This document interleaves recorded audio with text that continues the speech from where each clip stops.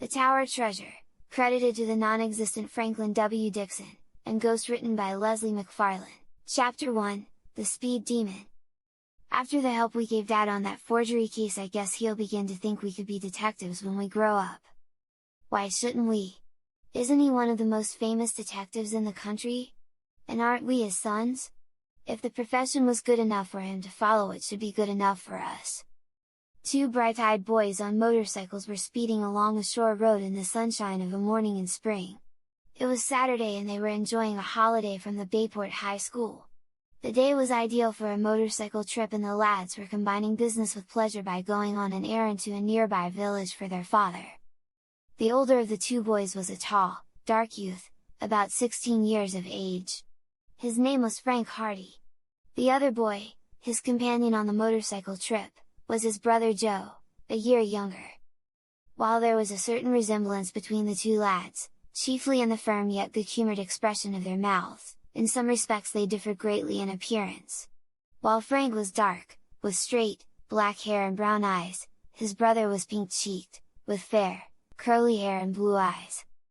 These were the Hardy boys, sons of Fenton Hardy, an internationally famous detective who had made a name for himself in the years he had spent on the New York police force and who was now, at the age of 40, handling his own practice. The Hardy family lived in Bayport, a city of about 50,000 inhabitants, located on Barmay Bay, 3 miles in from the Atlantic, and here the Hardy boys attended high school and dreamed of the days when they, too, should be detectives like their father. As they sped along the narrow shore road, with the waves breaking on the rocks far below, they discussed their chances of winning over their parents to agreement with their ambition to follow in the footsteps of their father. Like most boys, they speculated frequently on the occupation they should follow when they grew up, and it had always seemed to them that nothing offered so many possibilities of adventure and excitement as the career of a detective. But whenever we mention it to Dad, he just laughs at us, said Joe Hardy. Tells us to wait until we're through school and then we can think about being detectives. Well, at least he's more encouraging than Mother, remarked Frank. She comes out plump and plain and says she wants one of us to be a doctor and the other a lawyer. What a fine lawyer either of us would make! Sniffed Joe. Or a doctor, either. We were both cut out to be detectives and Dad knows it. As I was saying, the help we gave him in that forgery case proves it. He didn't say much, but I'll bet he's been thinking a lot. Of course we didn't actually do very much in that case, Joe pointed out, but we suggested something that led to a clue, didn't we? That's as much a part of detective work as anything else. Dad himself admitted he would never have thought of examining the city tax receipts for that forged signature. It was just a lucky idea on our part, but it proved to him that we can use our heads for something more than to hang our hats on. Oh, I guess he's convinced all right. Once we get out of school he'll probably give his permission. Why, this is a good sign right now, isn't it? He asked us to deliver these papers for him in Willowville. He's letting us help him. I'd rather get in on a real, good mystery, said Frank. It's all right to help Dad, but if there's no more excitement in it than delivering papers, I'd rather start in studying to be a lawyer and be done with it. Never mind, Frank, comforted his brother. We may get a mystery all of our own to solve someday. If we do, we'll show that Fenton Hardy's sons are worthy of his name. Oh boy, but what wouldn't I give to be as famous as Dad? Why, some of the biggest cases in the country are turned over to him. That forgery case, for instance. $50,000 had been stolen right from under the noses of the city officials, and all the auditors and city detectives and private detectives they called in had to admit that it was too deep for them. Then they called in Dad and he cleared it up in 3 days. Once he got suspicious of that slick bookkeeper whom nobody had been suspecting at all, it was all over but the shouting. Got a confession out of him and everything. It was smooth work. I'm glad our suggestion helped him. The case certainly got a lot of attention in the papers. And here we are, said Joe, plugging along the shore road on a measly little errand to deliver some legal papers at Willowville. I'd rather be on the track of some diamond thieves or smugglers, or something. Well, we have to be satisfied, I suppose, replied Frank, leaning farther over the handlebars. Perhaps Dad may give us a chance on a real case sometime. Sometime. I want to be on a real case now. The motorcycles roared along the narrow road that skirted the bay. An embankment of tumbled rocks and boulders sloped steeply to the water below, and on the other side of the road was a steep cliff. The roadway itself was narrow, although it was wide enough to permit two cars to meet and pass, and it wound about in frequent curves and turnings. It was a road that was not often traveled, for Willowville was only a small village and the shore road was an offshoot of the main highways to the north and the west. The Hardy Boys dropped their discussion of the probability that someday they would become detectives, and for a while they rode on in silence, occupied with the difficulties of keeping to the road. For the road at this point was dangerous, very rough and rutty, and it sloped sharply upward so that the embankment leading to the ocean far below became steeper and steeper. "I shouldn't want to go over the edge around here," remarked Frank, as he glanced down the rugged slope. "It's a 100-foot drop. You'd be smashed to pieces before you ever hit the shore. I'll say! It's best to stay in close to the cliff. These curves are bad medicine." The motorcycles took the next curve neatly, and then the boys confronted a long, steep slope. The rocky cliffs frowned on one side, and the embankment jutted far down to the tumbling waves below, so that the road was a mere ribbon before them. "Once we get to the top of the hill we'll be alright, it's all smooth sailing from there to Willowville," remarked Frank, as the motorcycles commenced the climb. Just then, above the sharp putt-putt of their own motors, they heard the high humming roar of an automobile approaching at great speed. The car was not yet in sight, but there was no mistaking the fact that it was coursing along with the cutout open and with no regard for the speed laws. "What idiot is driving like that on this kind of road?" exclaimed Frank. They looked back. Even as he spoke the automobile flashed into sight. It came around the curve behind and so swiftly did the driver take the dangerous turn that two wheels were off the ground as the car shot into view. A cloud of dust and stones arose, the car veered violently from left to right, and then it roared at headlong speed down the slope. The boys glimpsed a tense figure at the wheel. How he kept the car on the road was a miracle, for the racing automobile swung from side to side. At one moment it would be in imminent danger of crashing over the embankment, down on the rocks below, the next instant the car would be over on the other side of the road, grazing the cliff. "He'll run us down!" shouted Joe, in alarm. "The idiot!" Indeed, the position of the two lads was perilous. The roadway was narrow enough at any time, and the speeding car was taking up every inch of space. In a great cloud of dust it bore directly down on the two motorcyclists. It seemed to leap through the air. The front wheels left a rut, the rear of the car skidded violently about. By a twist of the wheel the driver pulled the car back into the roadway again just as it seemed about to plunge over the embankment. It shot over toward the cliff, swerved back again into the middle of the roadway, and then shot ahead at terrific speed. Frank and Joe edged their motorcycles as far to the right of the road as they dared. To their horror they saw that the car was skidding again. The driver made no attempt to slacken speed. The automobile came hurtling toward them. Chapter 2: The Stolen Roadster. The auto brakes squealed. The driver of the oncoming car swung the wheel viciously about. For a moment it appeared that the wheels would not respond. Then they gripped the gravel and the automobile swerved, then shot past. Bits of sand and gravel were flung about the two boys as they crouched by their motorcycles at the edge of the embankment. The car had missed them only by inches. Frank caught a glimpse of the driver, who turned about at that moment and, in spite of the speed at which the automobile was traveling and in spite of the perils of the road, shouted something they could not catch at them and shook his fist. The car was traveling at too great a speed to enable the lad to distinguish the driver's features, but he saw that the man was hatless and that he had a shock of red hair blowing in the wind. Then the automobile disappeared from sight around the curve ahead, roaring away in a cloud of dust. "The road hog!" gasped Joe, as soon as he had recovered from his surprise. "He must be crazy!" Frank exclaimed angrily. "Why, he might have pushed us both right over the embankment! At the rate he was going I don't think he cared whether he ran anyone down or not." Both boys were justifiably angry. On such a narrow, treacherous road there was danger enough when an automobile passed them traveling at even a reasonable speed, but the reckless and insane driving of the red-headed motorist was nothing short of criminal. "If we ever catch up to him I'm going to give him a piece of my mind!" declared Frank. Not content with almost running us down, he had to shake his fist at us. "Road hog!" muttered Joe again. "Jail is too good for the likes of him. If it was only his own life he endangered, it wouldn't be so bad. Good thing we only had motorcycles.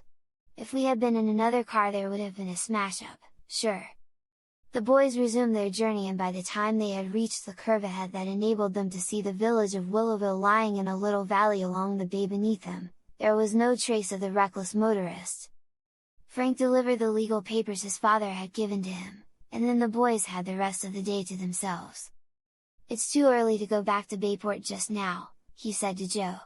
"What say we go out and visit Chet Morton?" "Good idea," agreed Joe.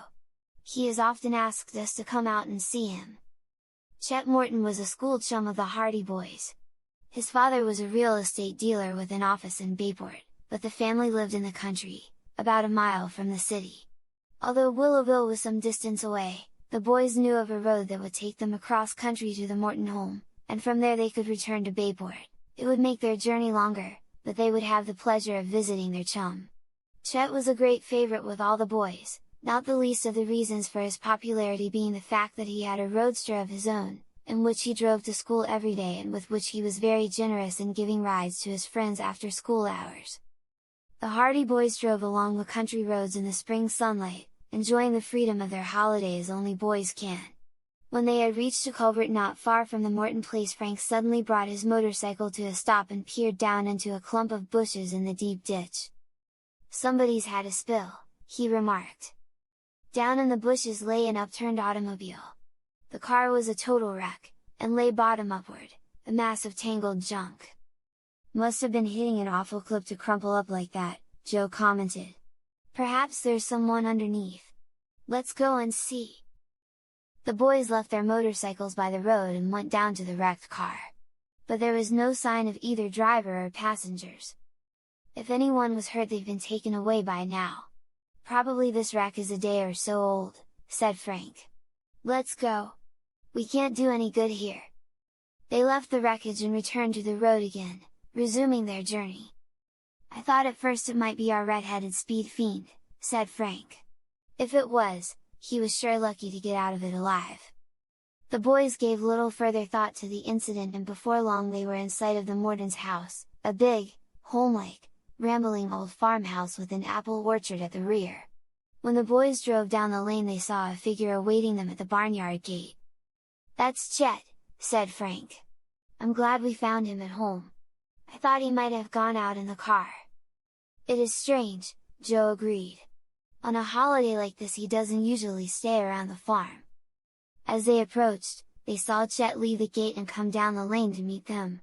Chet was one of the most popular boys at the Bayport High School, one reason for his popularity being his unfailing good nature and his ability to see fun in almost everything.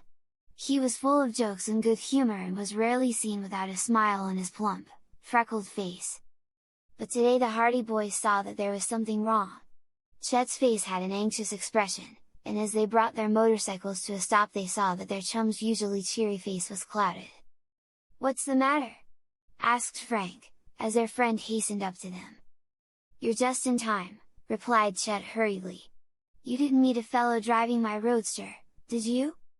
The brothers looked at each other blankly. "Your roadster? We'd recognize it anywhere."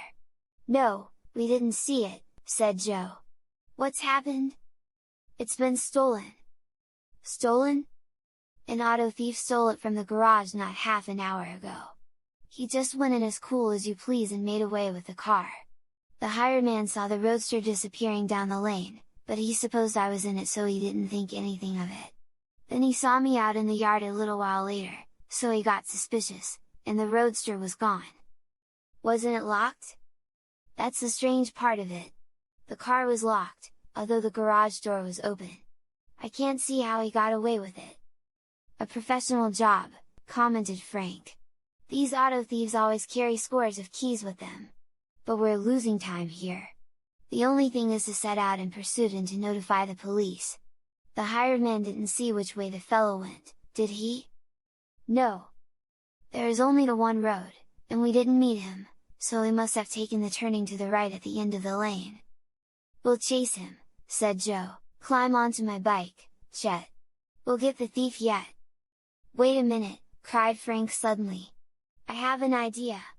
Joe, do you remember that car we saw wrecked in the bushes? Sure! Perhaps the driver stole the first automobile he could lay his hands on after the wreck. What wreck was that? Asked Chet. The Hardy Boys told him of the wrecked car they had found by the roadside. It had occurred to Frank that perhaps the smash-up might have occurred just a short while before and that the driver of the wrecked car had resumed his interrupted journey in a stolen automobile. It sounds reasonable, said Chet. Let's go and take a look at this wreck. We can get the license number and that may help us find the name of the owner. The motorcycles roared as the three chums set out back along the road toward the place where the upturned automobile had been seen among the bushes. The boys lost no time in reaching the place, for they realized that every second was precious and that the longer they delayed the greater was the advantage to the car thief. The car had not been disturbed and apparently no one had been near it since the boys had discovered the wreck. They parked their motorcycles by the roadside and again went down into the bushes to examine the wrecked car. To their disappointment, the car bore no license plates. That looks suspicious, said Frank. It's more than suspicious, said Joe, who had withdrawn a little to one side and was examining the automobile from the rear. Don't you remember seeing this car before, Frank? It didn't occur to me until you mentioned the matter of license plates. I have been wondering if this isn't the same car that passed us on the shore road at the curve, replied Frank slowly. It is the same car. There's no doubt of it in my mind. It didn't have a license plate, I noticed at the time, for I wanted to get the fellow's number. And it was a touring car of the same make as this. You're right, Joe. There's no mistake. The red-headed driver came to grief in the ditch, just as we said he would, and then he went on to the nearest farmhouse, which happened to be Chet's place, and stole the first car he saw.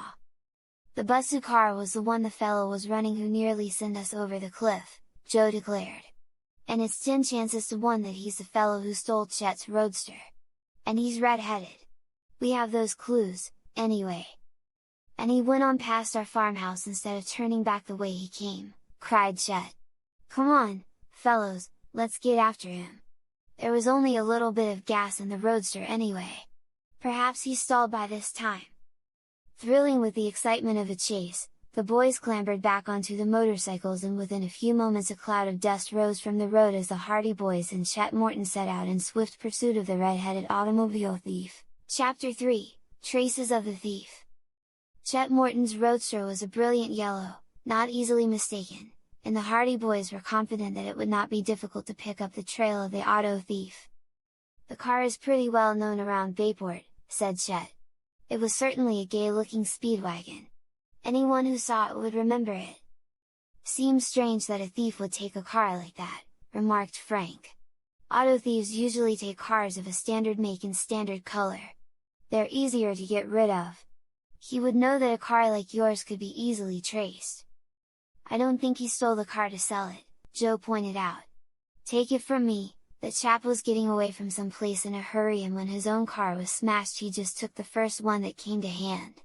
If we keep after him before he has a chance to get rid of it we'll run him to earth.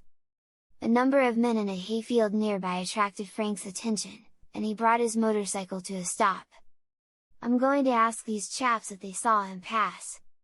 Frank scrambled over the fence and went over to talk to the farmhands, who watched his approach with curiosity. Didn't see a yellow roadster pass here within the last hour, did you? One of them, a lanky old farmer with a sunburned nose, carefully laid down his scythe, put his hand to his ear and shouted. Eh? Did you see a fellow pass along here in a roadster? Frank repeated, in a louder tone. The farmer turned to his companions, removed a plug of tobacco from the pocket of his overalls and took a hearty chew. Lad here want to know if we saw a roadster come by here, he said slowly. There were 3 other farmhands and all gathered around. They put down their scythes very deliberately, and the plug of tobacco was duly passed around the group. Frank waited. A roadster, eh? Asked one. A yellow roadster, Frank told him. One of the men removed his hat and mopped his brow. Seems to me, he observed, I did see a car come by here a while ago. A yellow car? No, 'twan a yeller car. It was a delivery truck, if I remember rightly. Frank strove to conceal his impatience. It was a roadster I was asking about. A yellow roadster. Not one of them their coupes, hey? Asked the oldest man in the group doubtfully. No, not a coupe. A roadster. Roadster, eh? Remarked the old farmer. That's one of them their automobiles with just 2 seats and a little cupboard in the back, eh? My cousin has one, observed another member of the group. He got it second-hand in Bayport. I never could see why he bought the doggone thing, for you can't take the folks out for a ride in it without having them all crowded something fearful. Give me the old touring car every time. Can't say as I agree with you, returned the old farmer. What good's a touring car if you want to haul a load of grain into town? One of them little trucks is the best, I've always thought. Then, if you want to go on a picnic or anything the family can all climb in the back. You get the use out of a car like that. Nope. Nothing like a touring car. Rank extravagance, buying touring cars, put in another.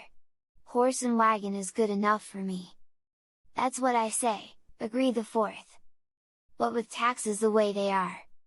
And last year's crops wasn't any too good. I tell you a touring car is the only thing nowadays.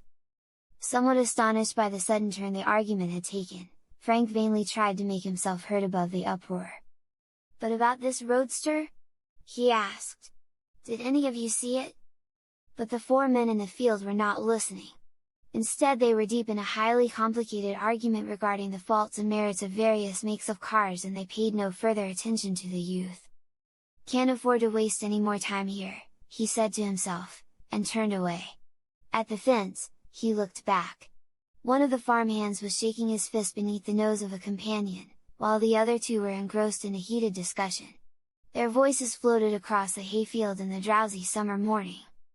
It looks as if you started something, laughed Joe, as his brother returned to the motorcycle. I certainly did. Just asked them if they had seen a yellow roadster and they started to fight about what was the best car for a farmer to buy. And didn't they see the roadster? Asked Chet. I don't think so. If they had they would have told me. I guess they were glad of an excuse to quit work. Well, we better be getting on our way then. We've lost enough time already.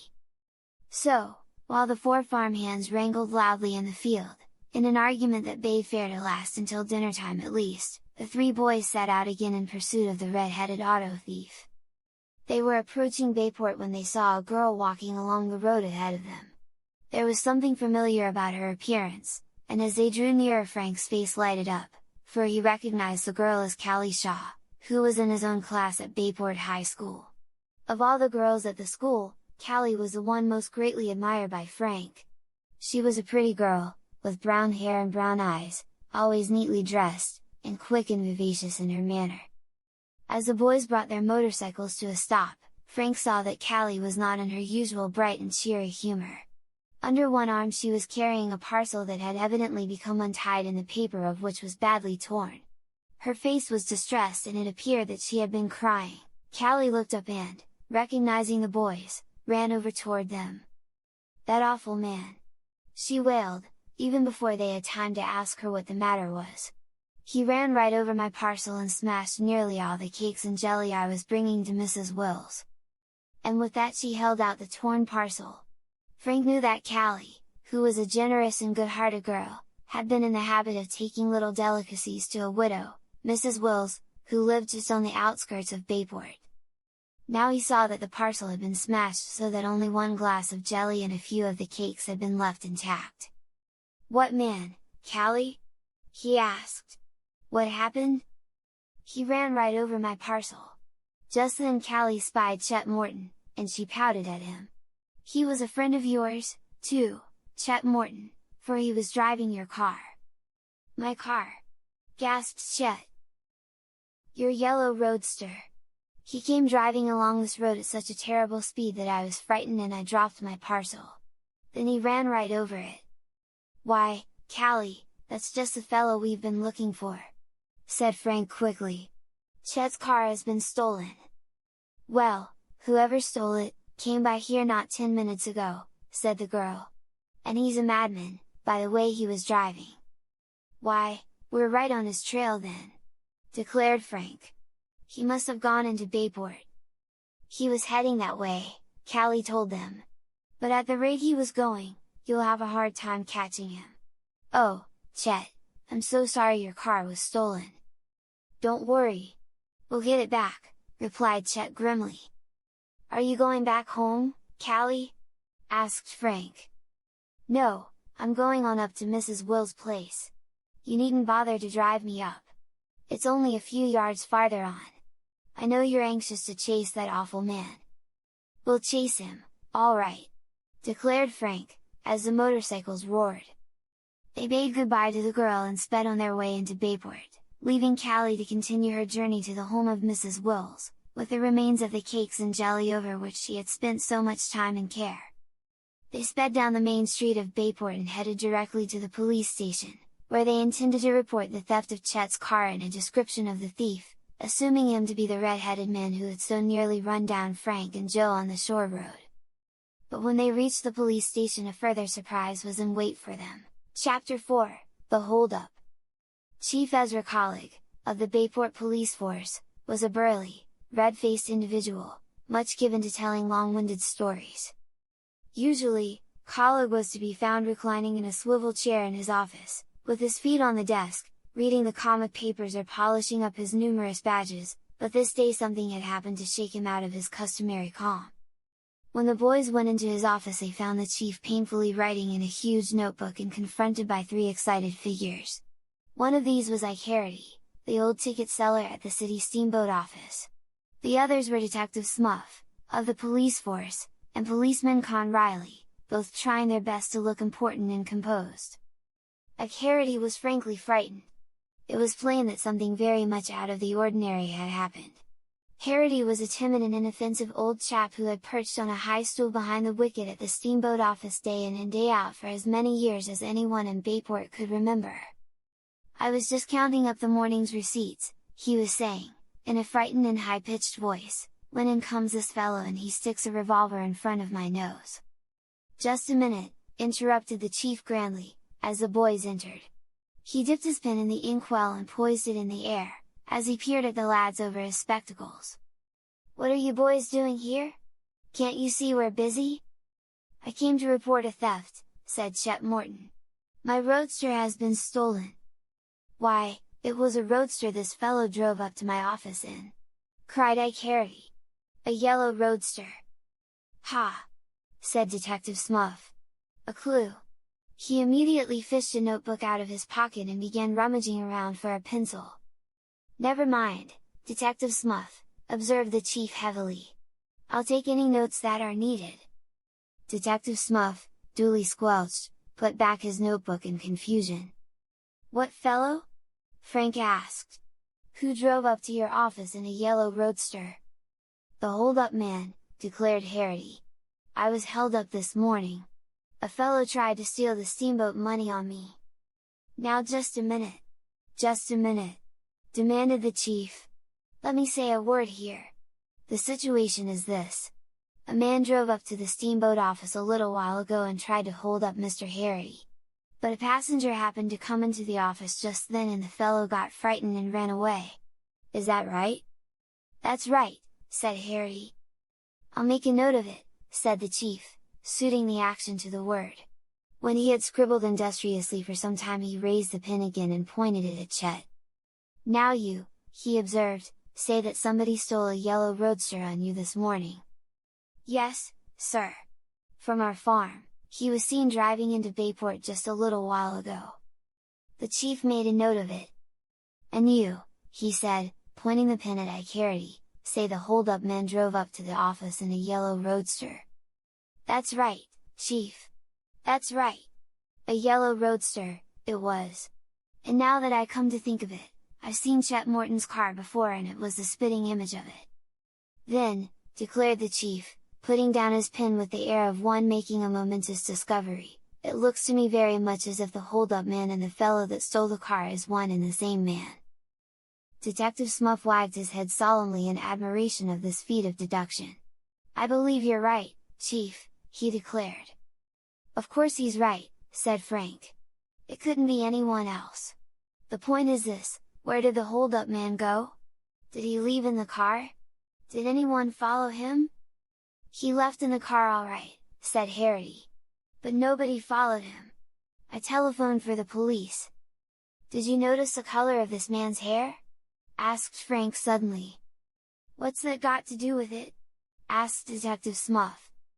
"Never mind. It may have a great deal to do with it. Did you notice the color of his hair?"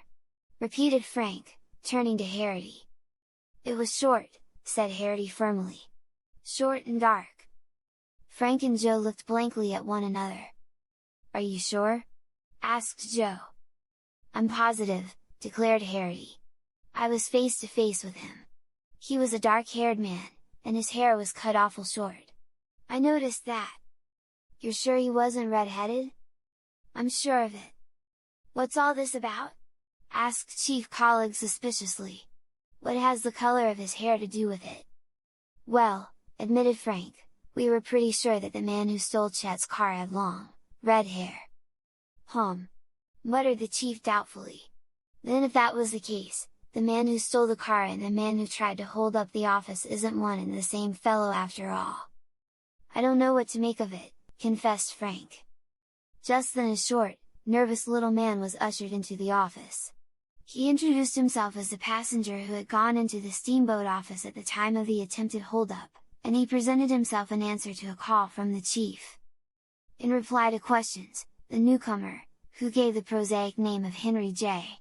Brown and said he was from New York, told of entering the office and seeing a man run away from the wicket with a revolver in his hand. "What color was his hair? Did you notice?" asked Frank eagerly. "I can't say I did," answered the little man. "It all happened so quickly I didn't realize that it was a hold-up until the man was out the door. Then I saw him jump into the roadster and drive away. But, wait a minute! I did notice the color of his hair! Just as the car was disappearing down the street! You couldn't help notice! He was red-headed! He had long red hair!" Detective Smuff looked blankly at the chief and the chief looked blankly at everybody else, particularly at Henry J. Brown of New York. "I knew it!" declared Joe exultantly. "It's the same man!" "It can't be the same man!" said the chief wearily. "You boys don't know what you're talking about! Mr. Harity says he had short, dark hair. Now how could he have short, dark hair and long, red hair at the same time? I ask you that! How could he?" Chief Khalid propounded this query with the expression of one who has triumphantly settled all difficulties. "He had short, dark hair," said Harity doggedly. "And I'm sure he had long, red hair!" shouted Henry J. Brown, very indignantly. "Do you think I'm blind? Do you think I'd tell a lie about it? He had dark hair. It was red. It was dark. It wasn't.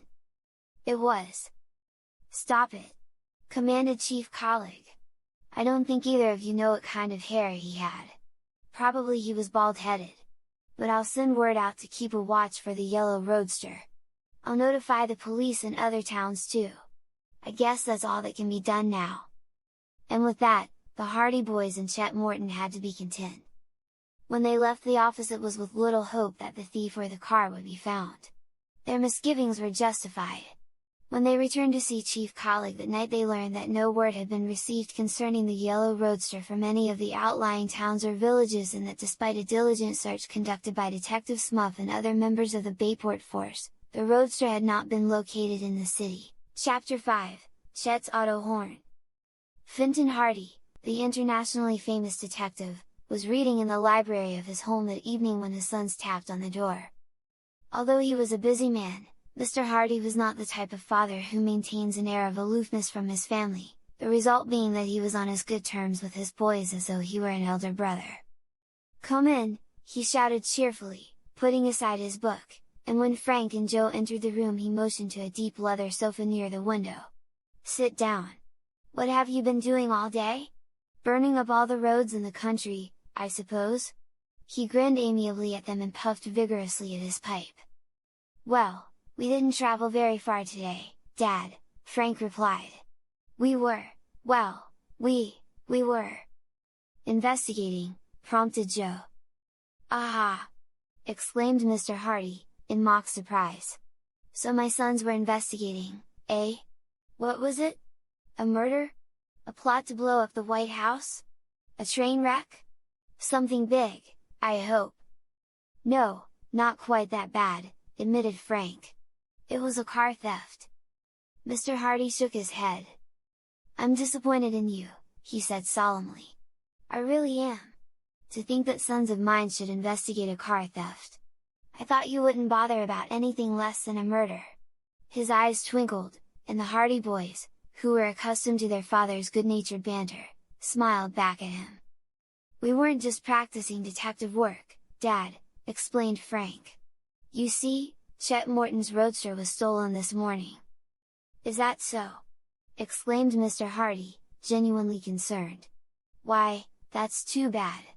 Chet was mighty proud of that car, wasn't he?" "Yes, he was. And it hasn't been found yet." "No trace of the thief?" "He tried to hold up the steamboat ticket office after he stole the car." Mr. Hardy whistled. "Why, you have been on a case worthwhile! Tell me all about it." He settled back in his chair while his sons told him the story of the day's doings. When they told of the difference of opinion as to the color of the man's hair, he did not laugh with them, as they had expected, over the argument between Harity and Mr. Brown. On the contrary, he knitted his brows and his face wore a serious expression. "It wasn't any ordinary auto thief you were dealing with," he said slowly. "I've no doubt the man who tried to rob the ticket office and the man who almost ran you down on the shore road were one and the same. And the same man stole Chet Morton's car. But how about the color of his hair? There must have been two men," said Joe. "Think so? I have my own theories. But then, the average witness is very unreliable. For instance, I'll give you a test. You have each seen Superintendent Norton of Bayport High School. Well, how often? About 2,000 or 3,000 times, I guess," answered Frank. "Over a period of 3 years. Well, what color is his hair?" Frank looked blankly at Joe. "Why, it's... Joe scratched his head.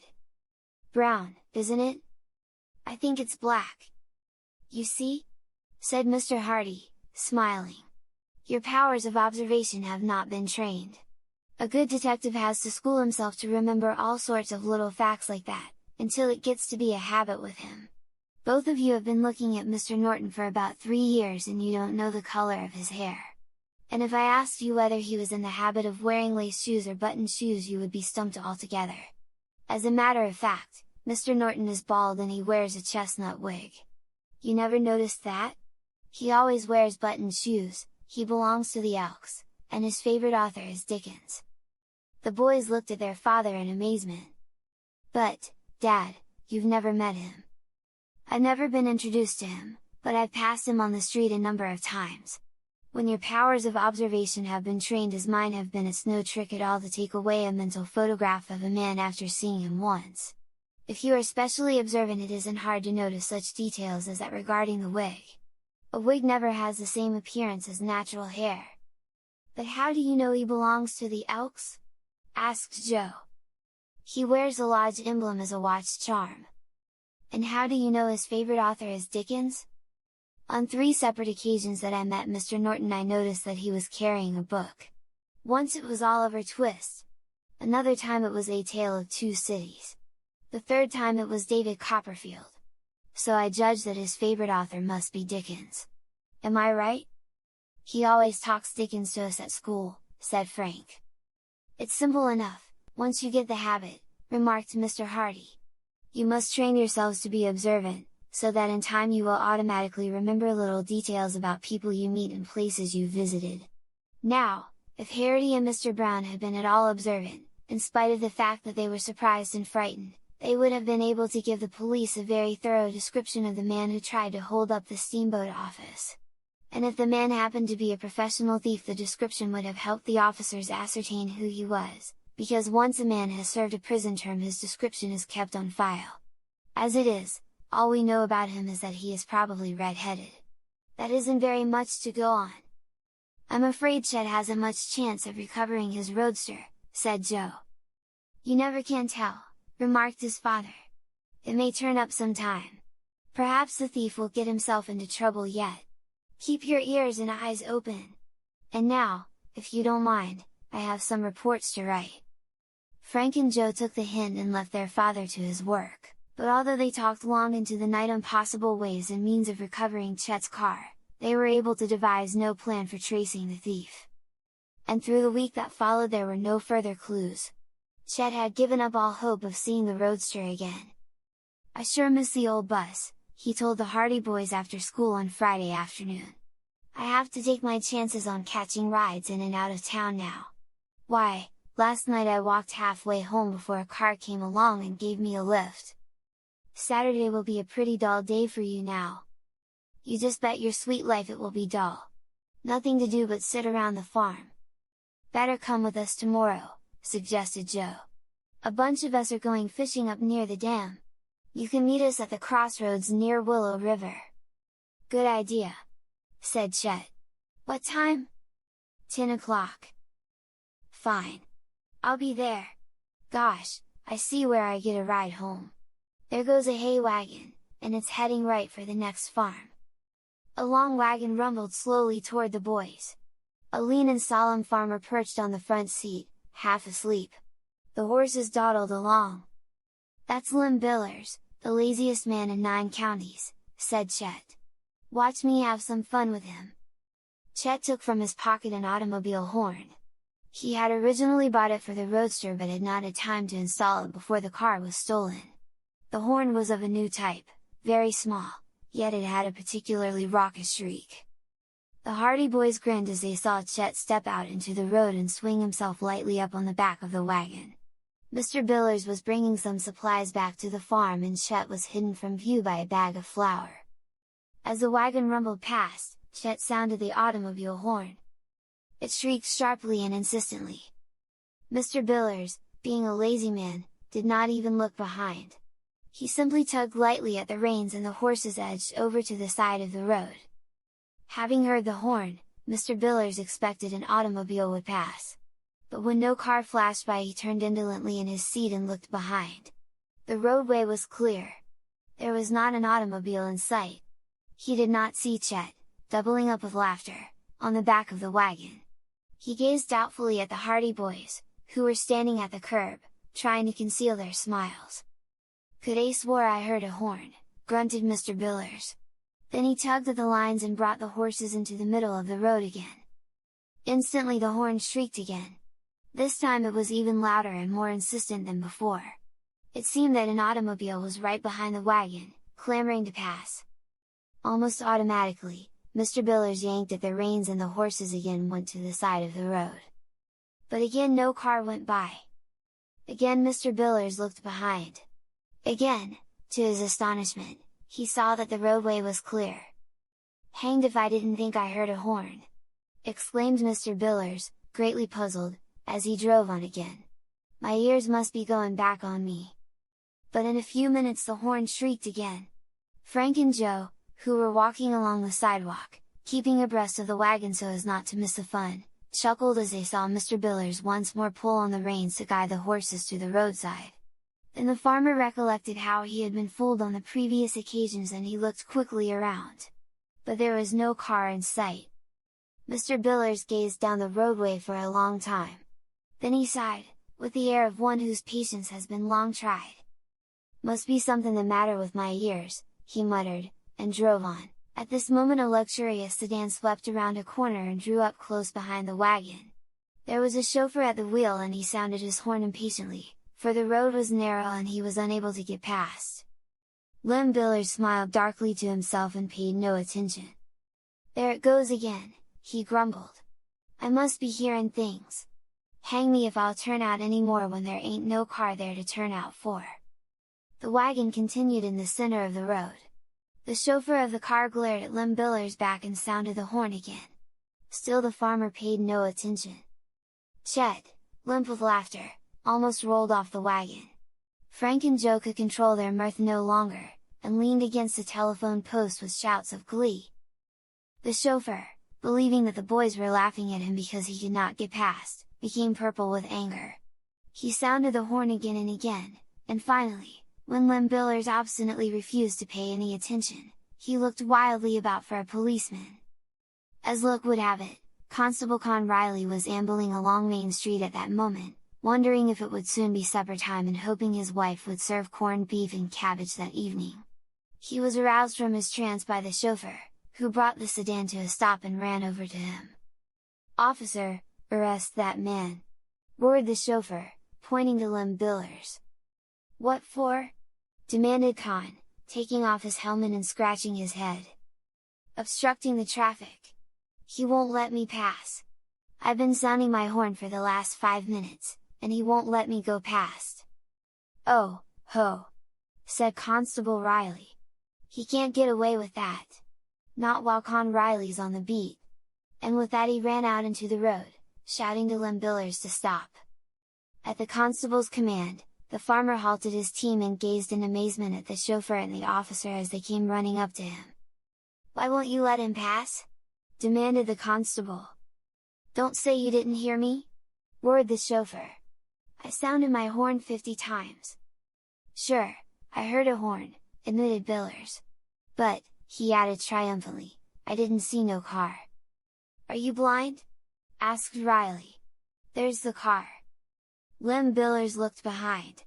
At sight of the sedan, his jaw dropped. "Well, I'll be hanged!" he declared sadly. "It must be my eyes is going back on me. Not my ears. I looked behind 3 times and I couldn't see no car."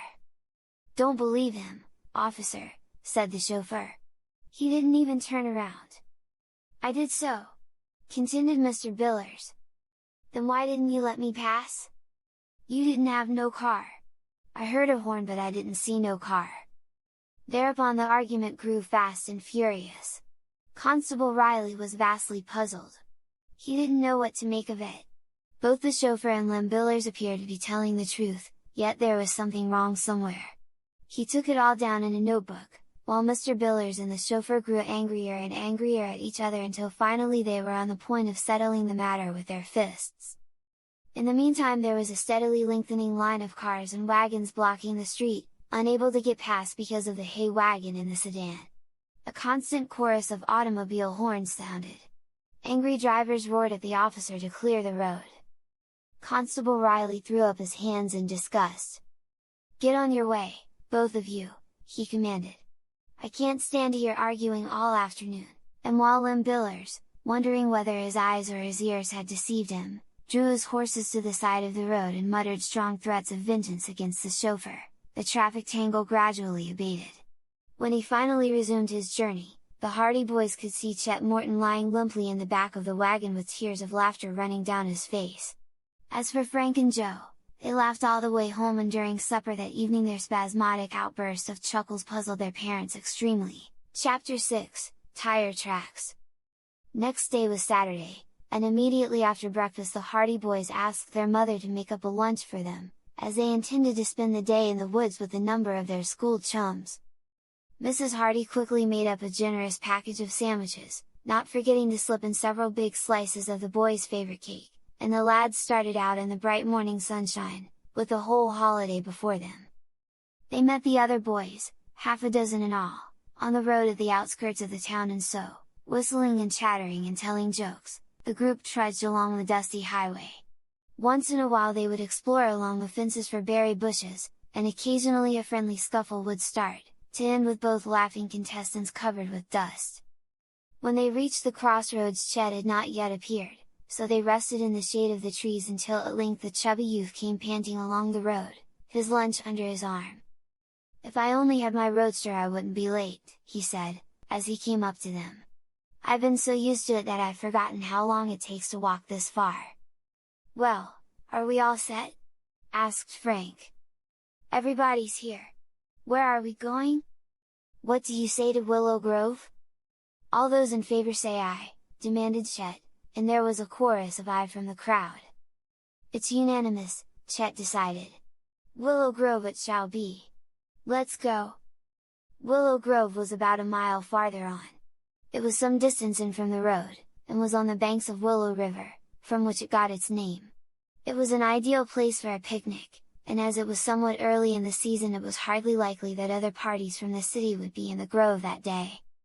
Frank told the other boys about Chet's adventure with the auto horn, and the story was greeted with shouts of laughter, which were redoubled when Chet told how he had later jumped down from the wagon and run along behind, shouting to Lim Billers to give him a ride.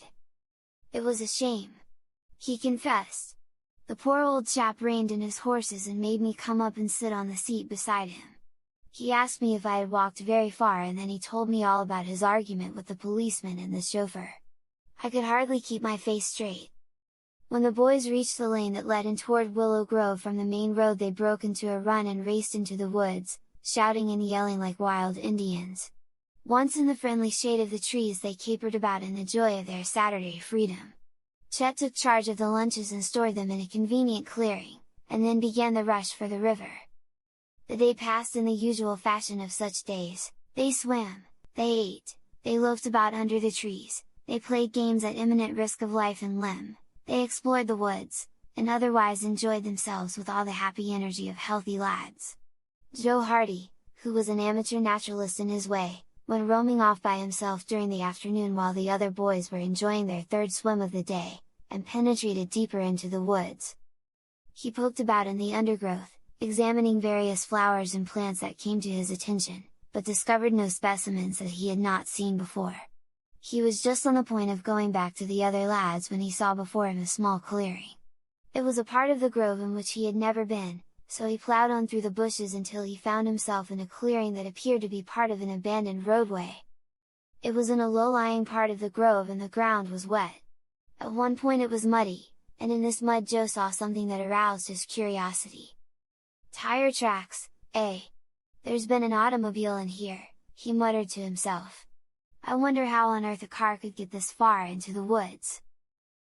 Then he remembered his father's remarks on the value of developing his powers of observation, so he went over closer and examined the marks in the mud. "That's a strange tread," he thought. "I've never seen a tire mark quite like that before." He gazed at it until he was sure that if he ever saw a similar auto tread again he would recognize it. "That just goes to prove that Dad was right," said Joe. "Probably I've seen auto tires like that often, but I've never noticed the markings, and now that I do notice one in particular it seems strange to me. But I wonder what an automobile was doing in here and how it came to get here in the first place." However, he gave the matter little further thought and retraced his steps through the woods until he returned to the other boys, who were getting dressed after their swim. "I thought automobiles weren't allowed in Willow Grove," he said casually to Chet Morton. "Neither they are. You have to park just inside the fence." "Well, somebody brought a car right down into the grove." "They couldn't. There's no road." "Well, there's a sort of clearing over there," said Joe, motioning in the direction from which he had just returned. "It looks as if it had been a road at one time." "That's probably the old creek road. It hasn't been used for years." "Well, it was used just this week. I saw the marks of an automobile tire over there not 10 minutes ago. And it was a mighty peculiar tread, too. Like this," and Joe commenced to draw a replica of the design in the sand, using a thin stick of wood as a pencil. Chet Morton stared. "Why," he exclaimed, "there's only one car in the city has tires like that." "Whose car?" "Mine!" exclaimed Chet, springing to his feet. "Where is this road you found?" Joe Hardy quickly led the way and all the other boys came trooping along behind, the whole band thrown into a state of great excitement by this unexpected discovery. They all knew that Chet's car was of an unusual make and that the tires were distinctive. When they reached the clearing and Chet had examined the imprint in the mud, he exclaimed, "There's no mistake about it! My car has been here! No other car in the city has a tread like that!" "Perhaps the car is still around here," suggested Frank quickly. "For all we can tell, the thief may have abandoned it and picked this road as a good place to hide it." "It would be an ideal place," agreed Chet. "This road leads off the main highway, and it isn't often used. Let's take a look around, anyway." The boys quickly scattered, some taking one side of the road, the rest taking the other. For a while the search continued without success, but at last Frank and Chet, who were following the abandoned road farther down, gave a simultaneous cry. "Here's a bypath!" Before them was a narrow roadway, overgrown with weeds and low bushes that almost hid it from view. It led from the abandoned road into the very depths of the wood. Without hesitation the two boys plunged into it. The narrow roadway widened out farther on, then wound about a heavy clump of trees, until it came to an end in a wide clearing. And in the clearing stood Chet Morton's lost roadster. "My car!" yelled Chet, in delight. His shout was heard by all the other boys, and the sound of snapping twigs and crackling branches soon told Frank and Chet that the others were losing no time in reaching the scene. Chet's delight was boundless. He examined the car with minute care, in every particular, while the other boys crowded about. At last he straightened up with a smile of satisfaction. "She hasn't been damaged a bit! All ready to run! The thief just hid the old bus in here and made a getaway! Come on, fellows, we don't walk back home today! We ride!" He clambered into the car and in a few seconds the engine roared. There was sufficient room in the clearing to permit him to turn the roadster about, and when he swung the car around and headed up the bypath the boys gave a cheer and hastened to clamber on board. Lurching and swaying, the roadster reached the abandoned road and from there it was an easy run to the main highway. In spite of the fact that it had been left in the bush for probably a week, the roadster was in perfect condition and the engine ran smoothly. Joe was given the seat of honor beside the driver, because he had discovered the tire marks that had led to the recovery of the car, and the other boys distributed themselves as best they could. They clung to the running boards, hung precariously to the back, and one lad even straddled the hood. In this manner the triumphal procession returned to Bayport. But as the cheering lads came down the main street they noticed that there was an unwanted air of excitement in the town. People were standing on the street corners in little groups, talking earnestly, and when the boys spied Detective Smuff, of the police force, striding along with a portentous frown, they called out to him. "What's on your mind today, detective?" Chet got his car back. "I've got something more important than stolen cars to worry about," declared Detective Smuff. "The Tower Mansion has been robbed." Chapter 7, The Mansion Robbery. Tower Mansion was one of the show places of Bayport. Few people in the city had ever been permitted to enter the place and the admiration the palatial building excited was solely by reason of its exterior appearance, but the first thing a newcomer to Bayport usually asked was, "Who owns that magnificent house on the hill?" It was an immense, rambling stone structure situated on the top of the hill overlooking the bay, and it could be seen for miles, silhouetted against the skyline, like some ancient feudal castle. This resemblance to a castle was heightened by the fact that at each end of the mansion rose a high tower. One of these towers had been built when the mansion was first erected by Major Applegate, an eccentric old army man who had made millions by lucky real estate deals and had laid the foundation for the Applegate fortune. The mansion had been the admiration of its day, and in its time had seen much gaiety. But as the years passed the Applegate family became scattered until at last there remained but Herd Applegate and his sister Adelia, who continued living in the vast and lonely old mansion. Herd Applegate was a man of about 60 years of age. He was a tall, stooped man, eccentric in his ways, and his life seemed to be devoted to the collection of rare stamps. He was an authority on the subject, and nothing else in life appeared to hold a great deal of interest for him.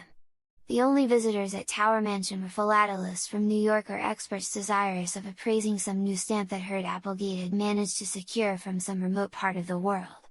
It had often been said in Bayport that Herd Applegate had accomplished only two things in life: he had collected stamps and he had built a new tower on the mansion.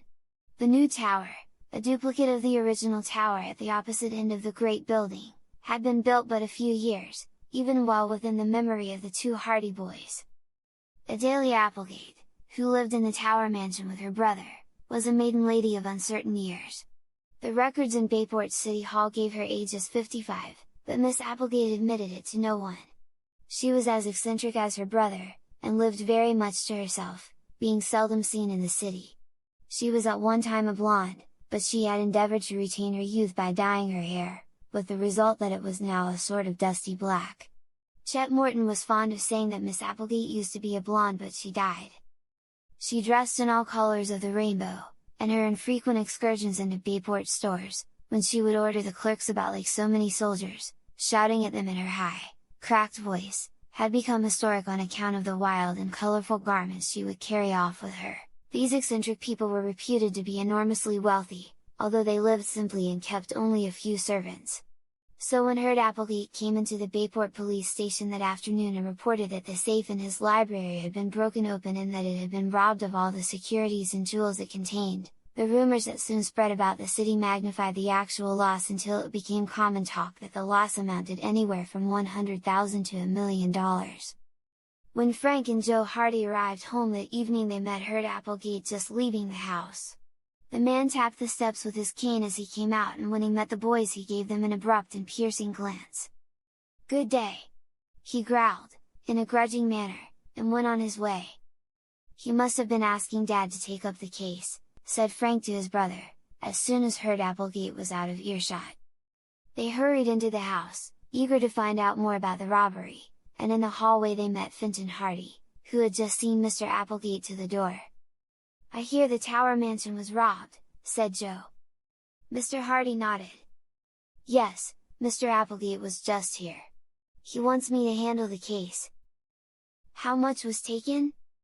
"Quite curious, aren't you?" remarked Mr. Hardy, with a smile. "Well, I don't suppose it will do any harm to tell you.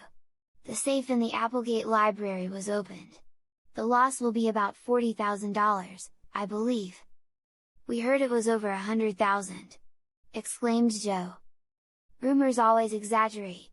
$40,000 is the figure Mr. Applegate puts it at. And it's quite enough, too. All in securities and jewels."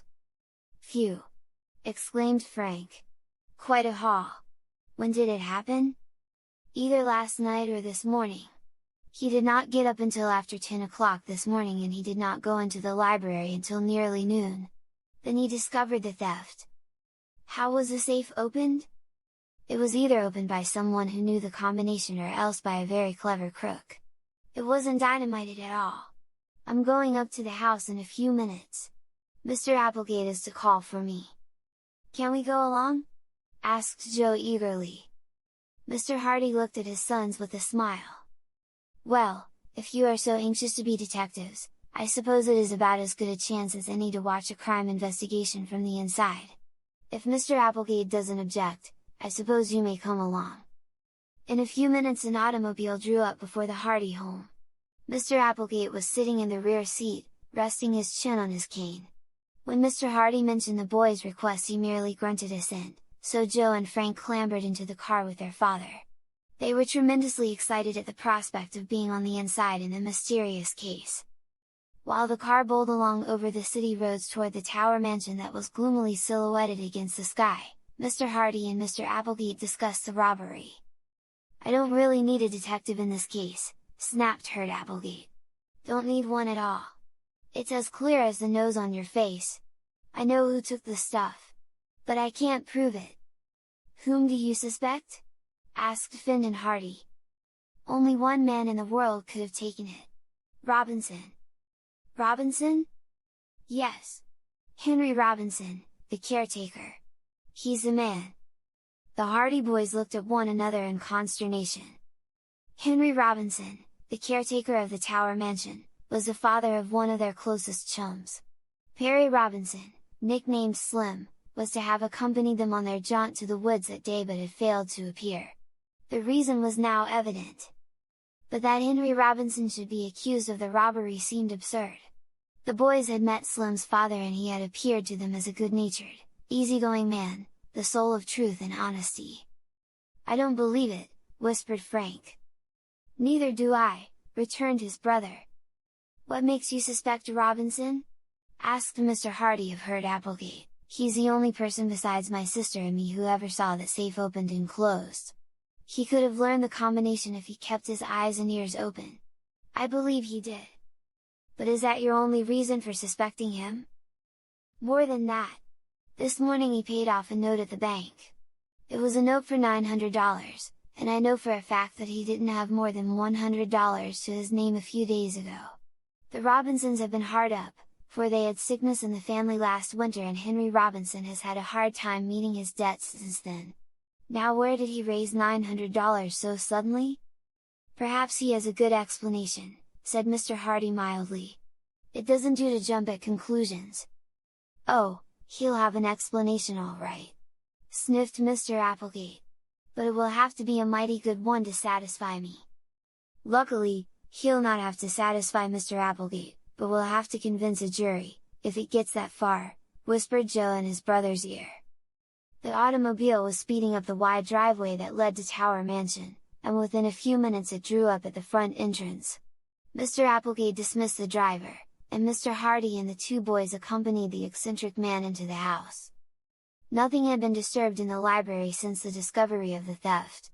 Mr. Hardy examined the open safe, then drew a magnifying glass from his pocket and with minute care inspected the dial of the combination lock. Then he examined the windows, the doorknobs, all places where there might be fingerprints. At last he shook his head. "A smooth job," he observed.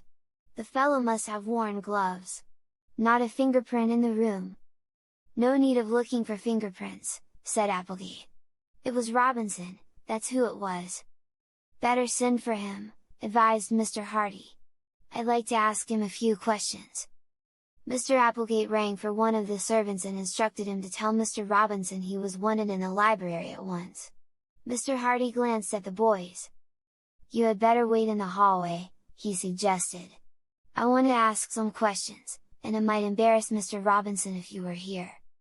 The lads readily withdrew, and in the hallway they met Henry Robinson, the caretaker, and his son Perry. Mr. Robinson was calm but pale, and at the doorway he patted his son on the shoulder. "Don't worry, son," he said. "It'll be all right." With that he entered the library. Slim Robinson turned to his two chums. "My dad is innocent!" he cried. Chapter 8, The Arrest. There was something in Perry Robinson's tone that made Frank and Joe extremely sorry for their chum, for it seemed that the boy realized that the case looked black against his father. Although the Hardy lads realized that it was only natural that Perry should stand up for his father, they shared some of his conviction that Mr. Robinson was not guilty. "Of course he's innocent," agreed Frank. "He'll be able to clear himself all right, Perry." "But everything looks pretty black against him," said Perry, who was pale and shaken. "Unless your father can catch the real thief, I'm afraid Dad will be blamed for it." "Everybody knows your father is honest," said Joe consolingly. "He has a good record, even Applegate will have to admit that." "A good record won't help him very much if he is blamed for this and can't clear himself. And Dad admits that he didn't know the combination of the safe." "He knew it?" "Accidentally. He was cleaning the library fireplace one day when he found a slip of paper with numbers marked on it. The combination was so simple that anyone could remember it if he read it once. Dad didn't realize what it was until he had studied it a while, and then he put it back on Mr. Applegate's desk. The window was open and the breeze had blown the paper to the floor." "Does Applegate know that?" "Not yet. But Dad is going to tell him now. He says he knows it will look bad for him, but he's going to tell the truth about it. He knew the combination, although of course he would never think of using it." From the library came the dull hum of voices. The harsh tones of Herd Applegate occasionally rose above the murmur of conversation, and once the boys heard Mr. Robinson's voice rise sharply. "I didn't do it! I tell you I didn't take that money!" "Then where did you get the $900 you paid on that note?" demanded Mr. Applegate. There was silence for a while. "Where did you get it?" "I'm not at liberty to tell you." "You won't tell?" "I can't." "Why not?" "I got the money honestly, that's all I can say about it." "Oh, ho!" exclaimed Applegate. "You got the money honestly, yet you can't tell me where it came from. That's very likely, isn't it? If you got it honestly, you shouldn't be ashamed to tell where you got it." "I'm not ashamed. But I'm not at liberty to tell." "Mighty funny thing that you should get $900 so quickly. You were pretty hard up last week, weren't you? Had to ask for an advance on your month's wages." "I admit it." "And then the day of this robbery you suddenly have $900 that you can't explain." Mr. Hardy's calm voice broke in. "Of course, I don't like to pry into your private affairs, Mr. Robinson," he said, But it would be best if you could clear up this matter of the money. You must admit yourself that it doesn't look promising." "I know it looks bad," replied the caretaker doggedly. "But I can't tell you where that money came from." "And you admit knowing the combination of the safe, too?" "Broken Applegate. I didn't know that before. Why didn't you tell me?" "I didn't consider it important enough. I had found the combination by accident and I had no intention of using it. As a matter of fact, I don't think I could remember it accurately right now. I just put the paper back and decided to say nothing about it, to save trouble. And yet you come and tell me about it now. I have nothing to conceal. If I had taken the money I wouldn't very likely be telling you now that I knew the combination." "Yes," agreed Mr. Hardy, "that's a point in your favor." "Is it?" asked Applegate. "You're just clever enough to think up a trick like that, Robinson. You think that if you come to me now and admit you knew the combination I'll believe that you are so honest that you couldn't have committed this robbery. Very clever! But not clever enough. There's enough evidence right here and now to convict you, and I'm not going to delay another minute." There was a sound of a telephone receiver being lifted, and then Applegate's voice continued. "Police station." After a short wait, he went on. "Hello, police station? This is Applegate speaking. Applegate, heard Applegate.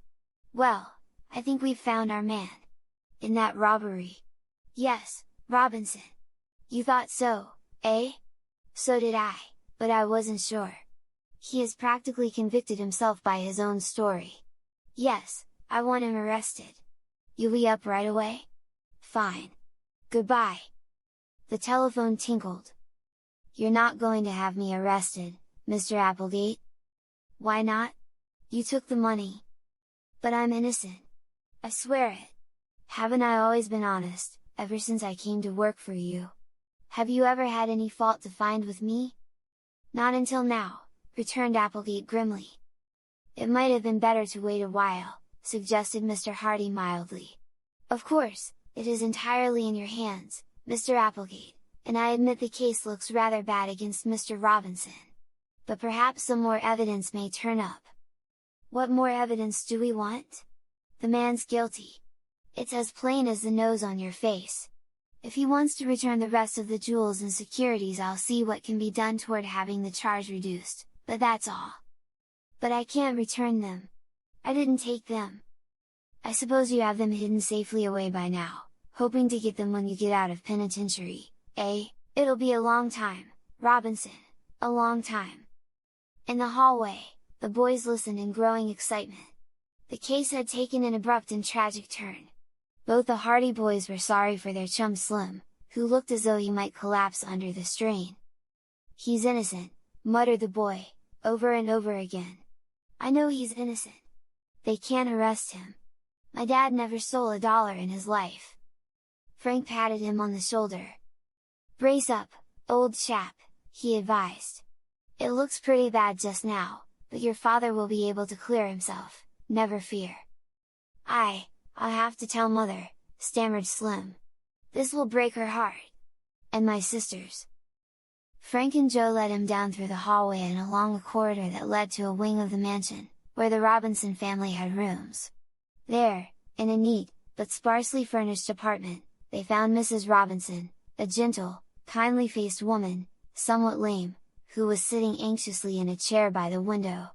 Her 2 daughters, Paula and Tessie, twins, were by her side, and all looked up in expectation as the lads came in. "What news, son?" asked Mrs. Robinson bravely, after she had greeted the Hardy boys. "Bad, Mother." They're not arresting him?" cried Paula, springing forward. Perry nodded, dumbly. "But they can't!" cried Tessie protestingly. "He's innocent. He couldn't do anything like that. It's wrong." Mrs. Robinson began to cry, quite silently. Perry went over to his mother and awkwardly patted her shoulder, his face white and stern. The twins gazed at one another with desperate eyes. Frank and Joe, their hearts too full for utterance, withdrew softly from the room. Chapter 9, Red Hair. The arrest of Henry Robinson caused a sensation in Bayport, for the caretaker of Tower Mansion was one of the last men in the city whom one would have suspected of dishonesty. There was a great deal of public sympathy for the family, but little for the accused, as most people seemed to take it for granted that he would not have been arrested if he had not had something to do with the crime. But the Hardy boys were not satisfied. "I'm positive Henry Robinson is innocent," said Frank to his brother the next morning. "There's a great deal about this case that hasn't come to the surface yet. I have a sort of sneaking idea that the man who stole Chet Morton's car had something to do with this." "He was a criminal, that much is certain," agreed Joe. "He stole an automobile and he tried to hold up the ticket office. I'd like to go back to the place where we saw the wrecked car. You never know what evidence we might find. There might be something there that would identify the chap." "I'm with you! Let's go this morning!" So within the hour the boys were on their motorcycles, speeding along the shore road toward the place where the speed fiend's car had been wrecked in the bushes. "I'd certainly like to do something to help clear Mr. Robinson," said Frank. "It's pretty tough on Slim and his mother and sisters. We probably won't be able to do very much. If Dad can't clear him, I don't think we can help a great deal. But it's worthwhile trying." "It sure is! And I've had a hunch all along that we didn't investigate the wreck of that car closely enough. Well, we'll make a thorough job of it this time." When the boys reached the scene of the wreck they found the smashed car just where they had seen it last. The tires had been taken and some of the accessories that had escaped destruction had been stripped from the automobile, but the car had been so badly smashed that there were few evidences of disturbance. Leaving their motorcycles by the side of the road, the lads plunged down into the bushes and busied themselves examining the wreckage. Joe hunted through the side pockets in the hope that there might be papers or some other means of identification, but in this he was disappointed. There were no license plates, but Frank managed to secure the engine number, and this he jotted down in a notebook he carried. "Perhaps this will give us a clue. Although I have an idea that the fellow got this car in the same way he got Chet's. It's probably a stolen automobile." For a time they rummaged around among the wreckage without success. Then, at last, Frank gave a low cry. "Here's something!" he exclaimed. "Look!" Joe came over to where he was standing, and Frank plucked something from the front seat of the wrecked car. Red hair! In his hand Frank held a small tuft of vivid red hair. It was very coarse in texture, and the surprising part of it was that the hairs were not separate but were attached to a sort of tough linen. "Why, it's part of a wig!" said Frank, examining the hair more closely. "You're right," agreed his brother. "No human hair ever grew like that. Part of the fellow's wig was torn when the car was smashed up. And that explains why Harity and his witness couldn't agree on the color of the fellow's hair!" exclaimed Joe, in excitement. "I see it now! The man didn't wear the wig when he held up the steamboat office, and the minute he reached the car he put it on again. That explains why Brown saw a red-haired man driving away in Chet's roadster and why Harity was positive that man wasn't red-headed. That's a real clue!" exclaimed Joe. "We ought to tell Dad about this." "And we will, too," said Frank, beginning to scramble through the bushes back toward the road. He put the fragment of the red wig carefully in an inner pocket, and then the Hardy boys started back toward Bayport. The clue was slight, of course, but, still, it served to clear up the disagreement as to the color of the hold-up man's hair. It also served to prove conclusively that the man who had passed Frank and Joe on the shore road at such breakneck speed, and who had later wrecked his car, was the same man who had stolen Chet's roadster and had attempted to hold up the steamboat ticket office. "I guess Dad will think we aren't such poor detectives after all," Joe exulted, as they brought their motorcycles to a stop in the yard of the Hardy home. Their father was in the library, but in their excitement the lads forgot to rap at the door and rushed into the room without ceremony. "Dad, we found a clue!" cried Joe, when he saw his father sitting at the huge oak desk. Then he fell back, embarrassed, when he saw that there was someone else in the room. "Beg pardon!" said Frank, and the boys would have retreated, but Mr. Hardy's visitor turned around and they saw that it was Perry Robinson. "It's only me," said Slim. "Don't go!" "Perry has been trying to shed a little more light on the tower robbery," explained Mr. Hardy. "But what is this clue you are talking of?" "It isn't about the robbery," replied Frank. although it might have something to do with it, for all we know. It's about the red-headed man who stole Chet's car and who tried to hold up the steamboat ticket office. What about him? This, said Frank, taking the fragment of red hair from his pocket and showing it to his father. The fellow wore a wig. Mr. Hardy examined the little tuft of hair closely. Where did you find it? He asked. In the wreckage of that smashed car. Mr. Hardy nodded. That seems to link up a pretty good chain of evidence. The man who passed you on the shore road wrecked his car, then stole Chet's roadster and afterward tried to hold up the ticket office. When he failed in that, he abandoned the roadster. He wore a red wig that he took off occasionally to confuse pursuers. If we could only find the wig, we might be able to get further information. Do you think it might help us solve the tower robbery? Asked Perry. Possibly. The man was evidently a professional thief, explained Frank. If he was smart enough to wear a wig, he was evidently an old-timer at the game. And if he failed in the ticket office holdup, who knows but what he might have been hanging around the city waiting for another chance. Gosh, you may be right, at that! Exclaimed Perry. I was just telling your father that I saw a strange man lurking about the grounds of Tower Mansion 2 days before the robbery. I didn't think anything of it at the time, and in the shock of Dad's arrest I forgot about it. Did you get a good look at him? Could you describe him? Asked the detective. I'm afraid I couldn't. It was in the evening, and I was sitting by the window, studying. I happened to look up and I saw this fellow moving about under the trees near the wall. Later on I heard one of the dogs barking in another part of the grounds, and shortly afterward I saw someone running across the lawn. But I thought it was probably just a tramp. Did he wear a hat or a cap? As near as I can remember, it was a cap. His clothes were dark. And you couldn't see his face? No. Well, it's not much to go on, but it might be linked up with Frank's idea that the man who stole the roadster might have still been hanging around. Mr. Hardy thought deeply for a few moments. I am going to bring all these facts to Mr. Applegate's attention, and I am also going to have a talk with the police authorities. I don't think they have enough evidence to warrant holding your father, Perry. Do you think you can have him released? Asked the boy eagerly. I'm sure of it. In fact, I think Mr. Applegate is beginning to realize now that he made a mistake, and I don't think the police are any too anxious to go ahead with the case on the meager evidence in their possession. It will be wonderful if we can have Dad back with us again, said Perry. Although it won't be quite the same. He'll be under a cloud as long as this mystery isn't cleared up. And of course Mr. Applegate won't employ him anymore. All the more reason why we should get busy and clear up the affair, returned Mr. Hardy. You boys can help.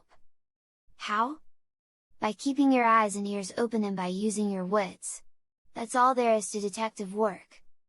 Well, you can just bet that if it will clear, Slim's dad will be listening and looking for every clue there is, Joe assured his father. Chapter 10, An Important Discovery. When the Hardy boys returned from school next afternoon, they saw that a crowd had collected about the bulletin board in the post office. Wonder what's up now? Said Joe, pushing his way forward. Boylike, he was able to make his way through the crowd with the agility of an eel, and Frank was not slow in following. On the board was a large poster, the ink on which was scarcely dry. At the top, in enormous black letters, they read, $1,000 reward. Underneath, in slightly smaller type, came the following. The above reward will be paid for information leading to the arrest of the person or persons who broke into Tower Mansion and stole from a safe in the library jewels and securities, as follows. Then came a list of the jewels and negotiable bonds that had been taken from Tower Mansion, the jewels being fully described and the numbers of the bonds being given. It was announced that the reward was offered by Heard Applegate. Why, that must mean that the charge against Mr. Robinson has been dropped! Exclaimed Joe. It looks like it. Let's go and see if we can't find Slim. All about them people were commenting on the size of the reward, and there were many expressions of envy for the person who should be fortunate enough to solve the mystery. $1,000, said Frank, as they made their way out of the post office. That's a lot of money, Joe. I'll say it is. And there's no reason why we haven't as good a chance of getting it as anyone else. Golly, if we only could! why not? Let's get at this case in real earnest. Of course, we would do what we could anyway, but $1,000. It's worth trying for. Dad and the police are barred from the reward, for it's their duty to find the thief if they can. But if we find him we get the money. And we'll have the satisfaction of clearing Mr. Robinson too. Joe, let's get at this case in earnest. We have some clues right now, and we can follow them up. I'm with you? But there's Slim now. Perry Robinson was coming down the street toward them. He looked much happier than he had been the previous evening, and when he saw the Hardy Boys his face lighted up. Dad is free, he told them. Thanks to your father. The charge has been dropped. Gee, but I'm glad to hear that! Exclaimed Joe. I see they're offering a reward. Your father convinced Mr. Applegate that it must have been an outside job. That is, that it was the work of a professional crook. And the police admitted there wasn't much evidence against Dad, so they let him go.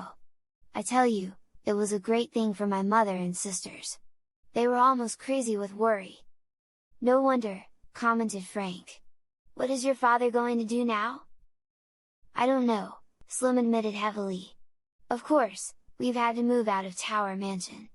Mr. Applegate said that while the charge had been dropped, he wasn't altogether convinced in his own mind that Dad hadn't had something to do with it. So he dismissed him. That's tough luck. But he'll be able to get another job somewhere. I'm not so sure about that. People aren't likely to employ a man that's been suspected of stealing.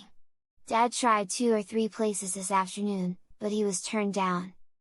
The Hardy Boys were silent. They were sorry for the Robinsons, for they knew only too well that the family were badly off financially and that in view of the robbery it would indeed be difficult for Mr. Robinson to get another position. We've rented a small house just outside the city, went on Slim. It is cheap, and we'll have to get along. There was no false pride about Perry Robinson. He faced the facts as they came, and made the best of them. But if Dad doesn't get a job it will mean that I'll have to go to work. But, Slim, you'd have to quit school. I can't help that. I wouldn't want to, for you know I was trying for the class medal this year. But, oh, well. The Hardy Boys realized how much it would mean to their chum to leave school at this stage. Perry Robinson was an ambitious boy and one of the cleverest in his class. He had always wanted to continue his studies, go to a university, and his teachers had predicted a brilliant career for him. Now it seemed that all his ambitions would have to be thrown overboard because of this misfortune. Don't worry, Slim, comforted Frank.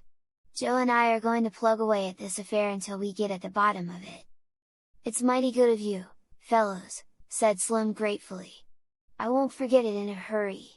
You've been pretty white to me all through this. Aw, shucks! Muttered Frank, embarrassed. It's the reward we're after. Applegate is offering $1,000.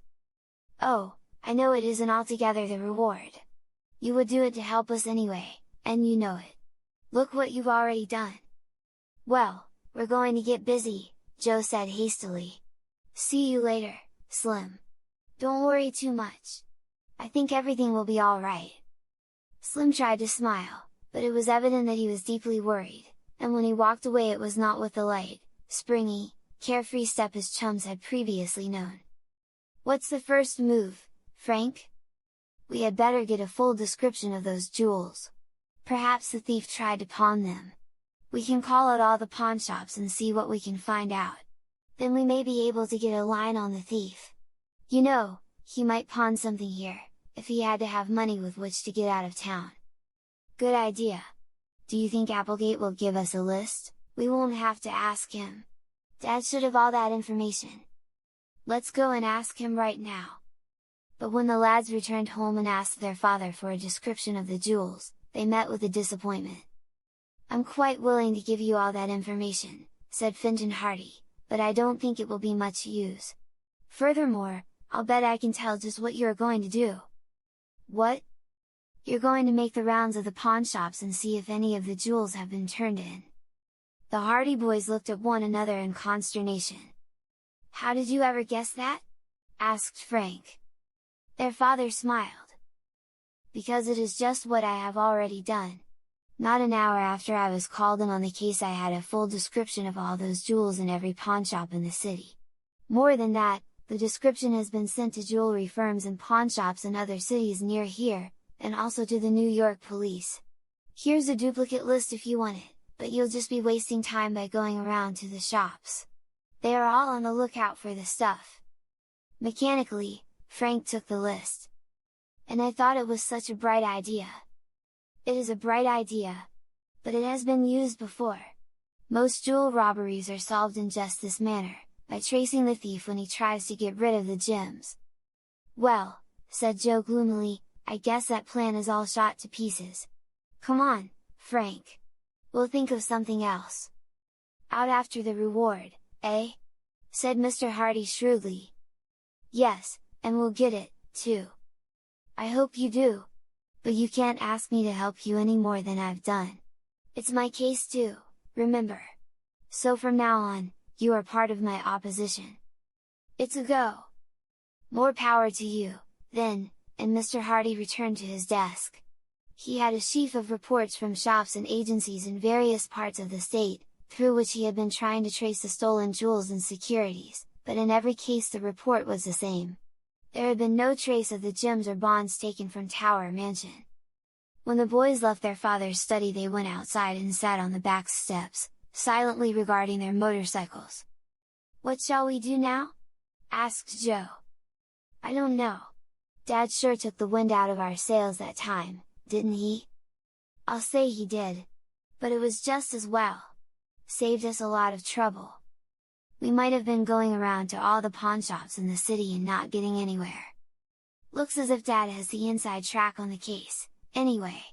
If any of the jewels are turned in he will be the first to hear of it. What chance have we? I'm hanged if I'll give up! Declared Frank, with determination. We know that there was a strange man hanging around Tower Mansion and we know that there was a red-headed crook in town. Perhaps those two facts aren't connected, but I think they are. And we know he stole Chet's roadster. And left it in the woods. Yes, and say, Joe. We didn't take much time to look around when that roadster was found, did we? What was the use? The roadster was there and Chet got it back. No, but the man who stole the car had been there too. Perhaps he left some clue. Joe slapped his knee with an open hand. I never thought of that, Frank. Let's go right back there now. Come on! Eagerly, the Hardy boys dashed over to their motorcycles. In a few minutes they were speeding through the streets of Bayport, out toward the woods where Chet Morton's roadster had been abandoned. They were fired with enthusiasm again, in spite of the momentary setback they had received when their father squelched Frank's plan of going around to the pawnshops. They felt now that they were on a new trail. They came to the abandoned road that led into the woods and they brought their motorcycles as far as possible, finally leaving them by the roadside and going ahead on foot. Frank located the place where the roadster had been driven off into the woods, for the trees were still bent and broken, and the two boys plunged into the depths of the thickets. At last the Hardy boys emerged into the little cleared space where the roadster had been found. Everything was just as they had left it. They examined the ground carefully. He might have dropped letters from his pocket, or something, said Joe hopefully, as they explored the clearing. But the auto thief had not been so careless. There was not even a footprint, for the boys had trampled the ground thoroughly after the roadster had been discovered. If I had only thought to look for footprints at the time! Groaned Joe, in disappointment. Or fingerprints! He must have left fingerprints somewhere about the car. If he was a professional crook we could have traced him easily. Too late now. Chet has had the car washed since then, we didn't think of it in time. Their search was without success, and the Hardy boys were about to give up in disappointment when Frank left the clearing and began to hunt about in the bushes. I guess we might as well go home, said Joe. We've come hunting for clues too late. If we had any sense we would have looked for fingerprints and… He was interrupted by a shout from his brother. Joe! Come here, quick! I found something! There was no mistaking the excitement in Frank's voice. Joe lost no time in scrambling through the bushes until he reached his brother's side. Frank was standing in the midst of a thicket, holding up something red and bushy. It was a wig, "The red wig!" exclaimed Joe, his eyes widening. "Not only the wig," replied Frank, "but this," and he bent over to pick up a battered hat from the ground. "And this!" Whereupon he picked up a worn coat.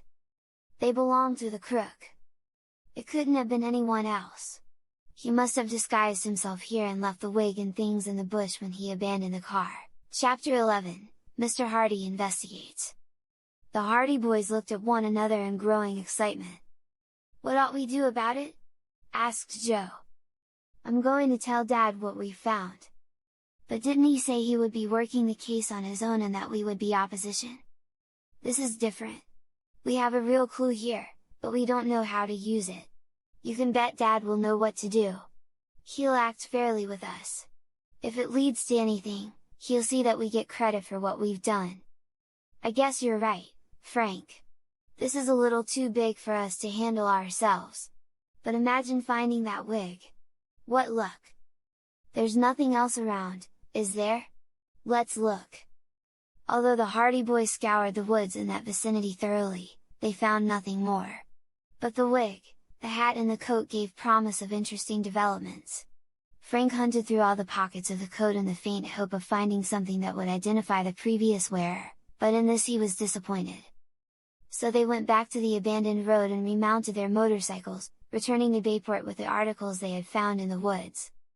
Their disappointment had turned to jubilation, for now they felt that they were definitely on the trail of the mysterious man in the red wig, and while ostensibly there was no connection between this fellow and the thief who had robbed Tower Mansion, Frank had, as he said, a hunch that the auto thief and the robber of the mansion were one and the same man. "If we ever lay our hands on the man who stole Chet's roadster, I'm sure we'll have gone a long way toward solving the Tower affair," said Frank to his brother.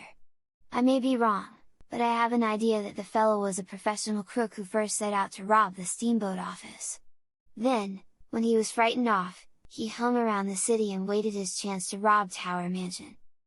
Mr. Hardy was still in the library when the boys returned home. The great detective was frankly surprised when his sons again entered the room, and he looked up with the suspicion of a twinkle in his eyes. "What? More clues?" he exclaimed. "Surely not so soon." "You bet we have more clues!" exclaimed Frank eagerly. "And real clues this time! We're going to turn them over to you. But I thought the two of you were working on this case in your own way. Remember, I'm the opposition." "Well, to tell the truth, we don't know just what to do with what we've found," admitted Frank. "And, anyway, we know you'll be fair with us, so it doesn't matter. Look!" And with that he tossed the red wig on the table. He kept the coat and hat behind his back. Fenton Hardy leaned forward quickly and picked up the wig with an inquiring glance at his sons. "So," he murmured, "you found the wig?" He examined it intently, then he opened a drawer of his desk and produced the fragment of wig that the boys had found in the smashed car by the road. This he applied to a torn part of the wig itself. It fitted perfectly. "It's the wig all right," he declared, looking up. "Where did you find it?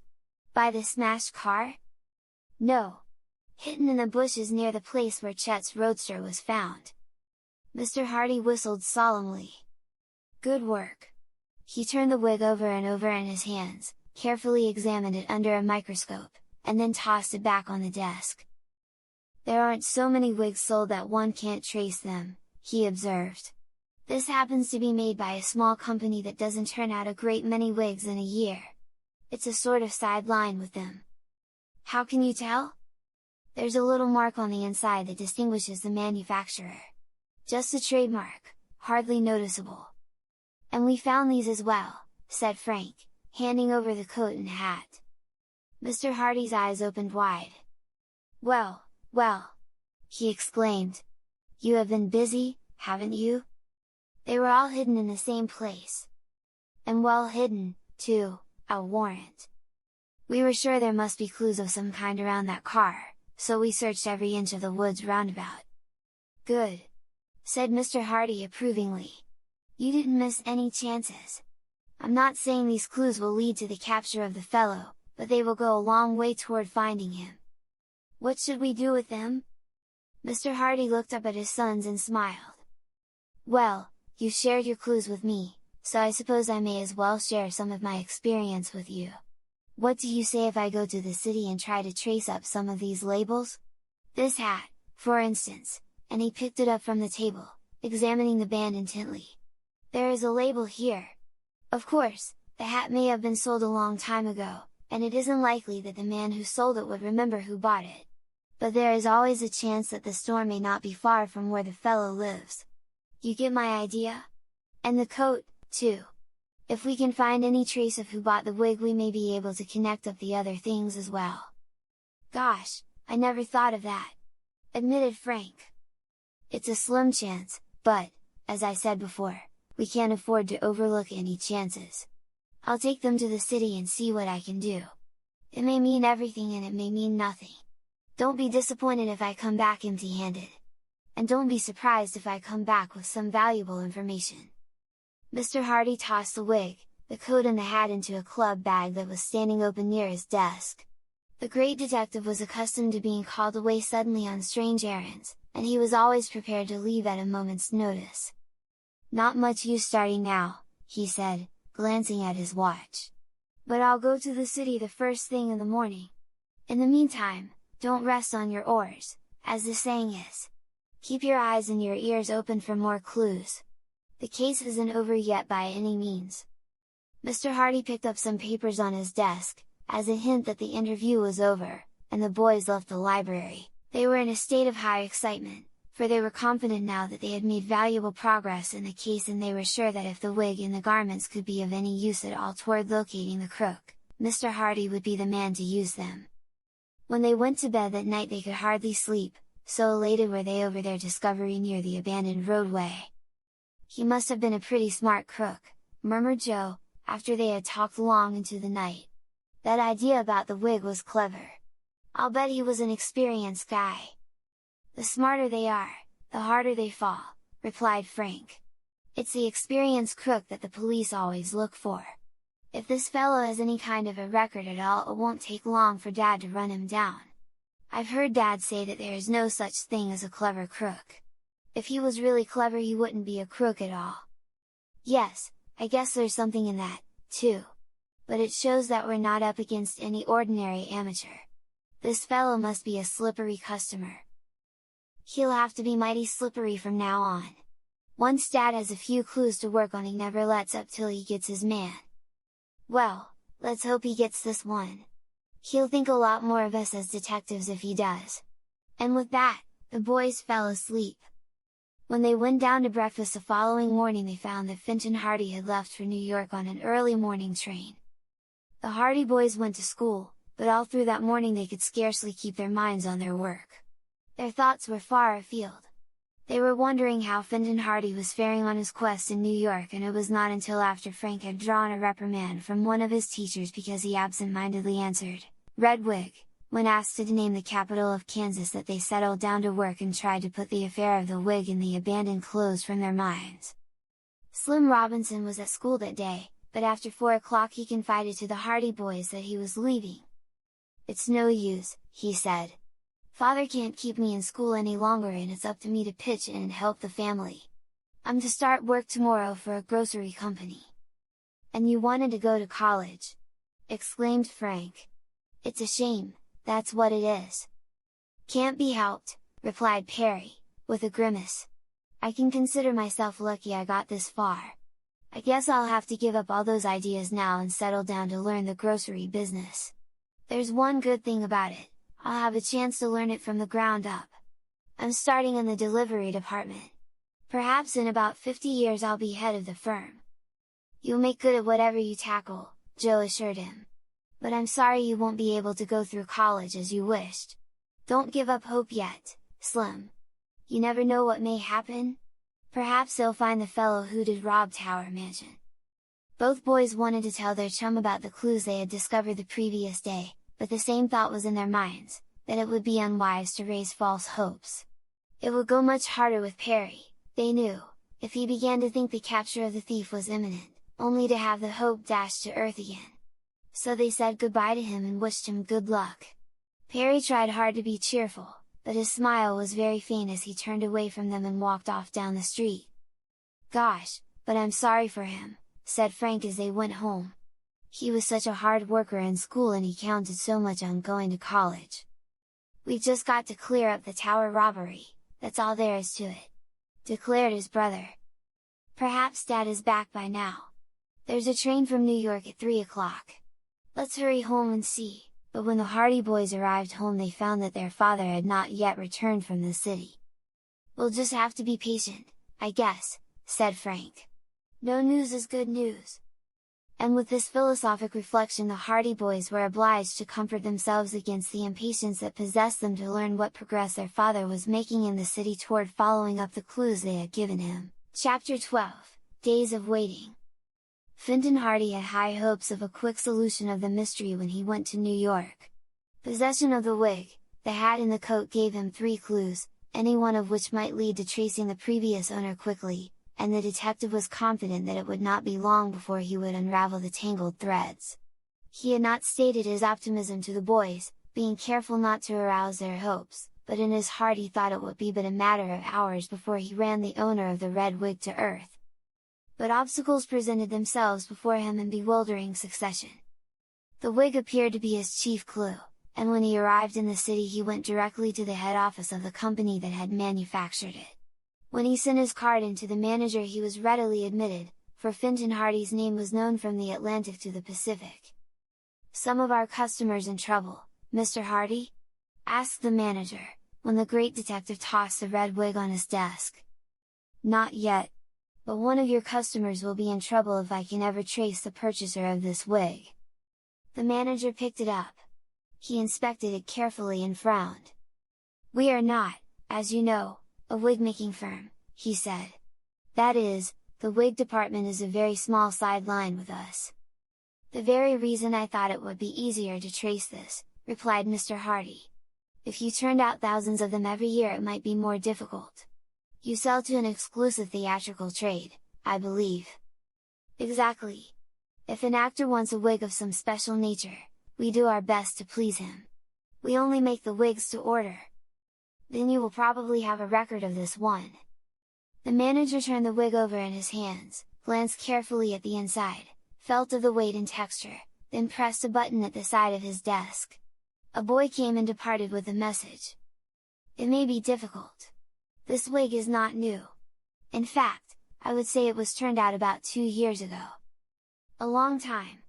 But still, I'll do the best I can."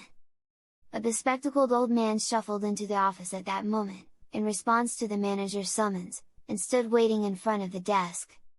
"Kaufman, here," said the manager, "is our expert. What he doesn't know about wigs isn't worth knowing." Then, turning to the old man, he handed him the red wig. "Remember it, Kaufman?" The old man looked at it doubtfully. Then he gazed at the ceiling. red wig," he muttered. "About 2 years old, isn't it?" prompted the manager. "Not quite. 1.5 years, I'd say. Looks like a comedy character type. Wait till I think. There ain't been so many of our customers playing that kind of a part inside 1.5 years. Let's see. The old man paced up and down the office, muttering names under his breath. Suddenly, he stopped, snapping his fingers. "I have it," he said. "It must have been Morley who bought that wig. That's who it was. Harold Morley. He is playing in Shakespearean repertoire with Hamlin's company. Very fussy about his wigs. Has to have them just so. I remember he bought this one because he came in here about a month ago and ordered another just like it." "Why would he do that?" asked Mr. Hardy. Kaufman shrugged his shoulders. "Ain't none of my business. Lots of actors keep a double set of wigs. Morley's playing down at the Crescent Theatre right now. Call him up." "I'll go and see him," said Mr. Hardy, rising. "You're sure he is the man who ordered that wig?" "Positive," replied Kaufman, looking hurt. "I know every wig that goes out of my shop. I give him all my personal attention. Morley got the wig, and he got another like it a month ago. I remember." "Kaufman is right," put in the manager. "Morley has a very good account with us. If Kaufman says he remembers the wig, it must be so." "Well, thank you for your trouble," answered Fintan Hardy. "I may be able to see Mr. Morley in his dressing room if I hurry. It lacks about half an hour of theatre time." "You'll just about make it. Glad to have been of service, Mr. Hardy. Anytime we can do anything for you, just ask." "Thank you," and Fintan Hardy shook hands with Kaufman and the manager, then left the office, bound for the Crescent Theatre. But the detective's hopes were not as high as they had been. He knew that Morley, the actor, was certainly not the man who had worn the wig on the day the Roadster was stolen, for the Shakespearean company of which Morley was a member had been playing a 3 months run in New York. It would be impossible for the actor to get away from the theatre long enough for such an escapade, just as it was improbable that he would even try to do so. He presented his card to a suspicious doorman at the Crescent and was finally admitted backstage and shown down a brilliantly lighted corridor to the dressing room of Harold Morley. It was a snug little place, the dressing room, for Morley had fitted it up to suit his own taste once it was assured that the company would remain at the Crescent for an extended run. There were pictures on the walls, a potted plant in the window overlooking the alleyway, and a rug on the floor. Seated before a mirror with electric lights at either side, was a stout little man, almost totally bald. He was diligently rubbing cold cream on his face, and when Fintan Hardy entered he did not turn around but, eyeing his visitor in the mirror, casually told him to sit down. "Often heard of you, Mr. Hardy," he said, in a surprisingly deep voice that had a comical effect in contrast to his diminutive appearance. "Often heard of you. Glad to meet you. What kind of call is this? Social, or professional?" "Professional." Morley continued rubbing cold cream on his jowls. "Spill it," he said briefly. "What's it all about?" "Ever see this wig before?" asked Mr. Hardy, tossing the red wig on the table. Morley turned from the mirror, and an expression of delight crossed his plump countenance. "Well, I'll say I've seen it before!" he declared. "Old Kaufman, the best wig maker in the country, made that for me about a year and a half ago. That's the kind of wig I wear for Launcelot Gobbo in The Merchant of Venice. Where did you get it? I sure didn't think I'd ever see that wig again." "Why?" "Stolen from me. Some lowdown egg cleaned out my dressing room one night. During the performance. Nerviest thing I ever heard of. Came right in here while I was doing my stuff out front, grabbed my watch and money and a diamond ring I had lying by the mirror, took this wig and a couple of others that were lying around, and beat it. Nobody saw him come or go. Must have got him by that window." Morley talked in short, rapid sentences, and there was no mistaking his sincerity. "How many wigs did he take?" "About half a dozen. Funny thing about that, too. They were all red. Took nothing but red wigs.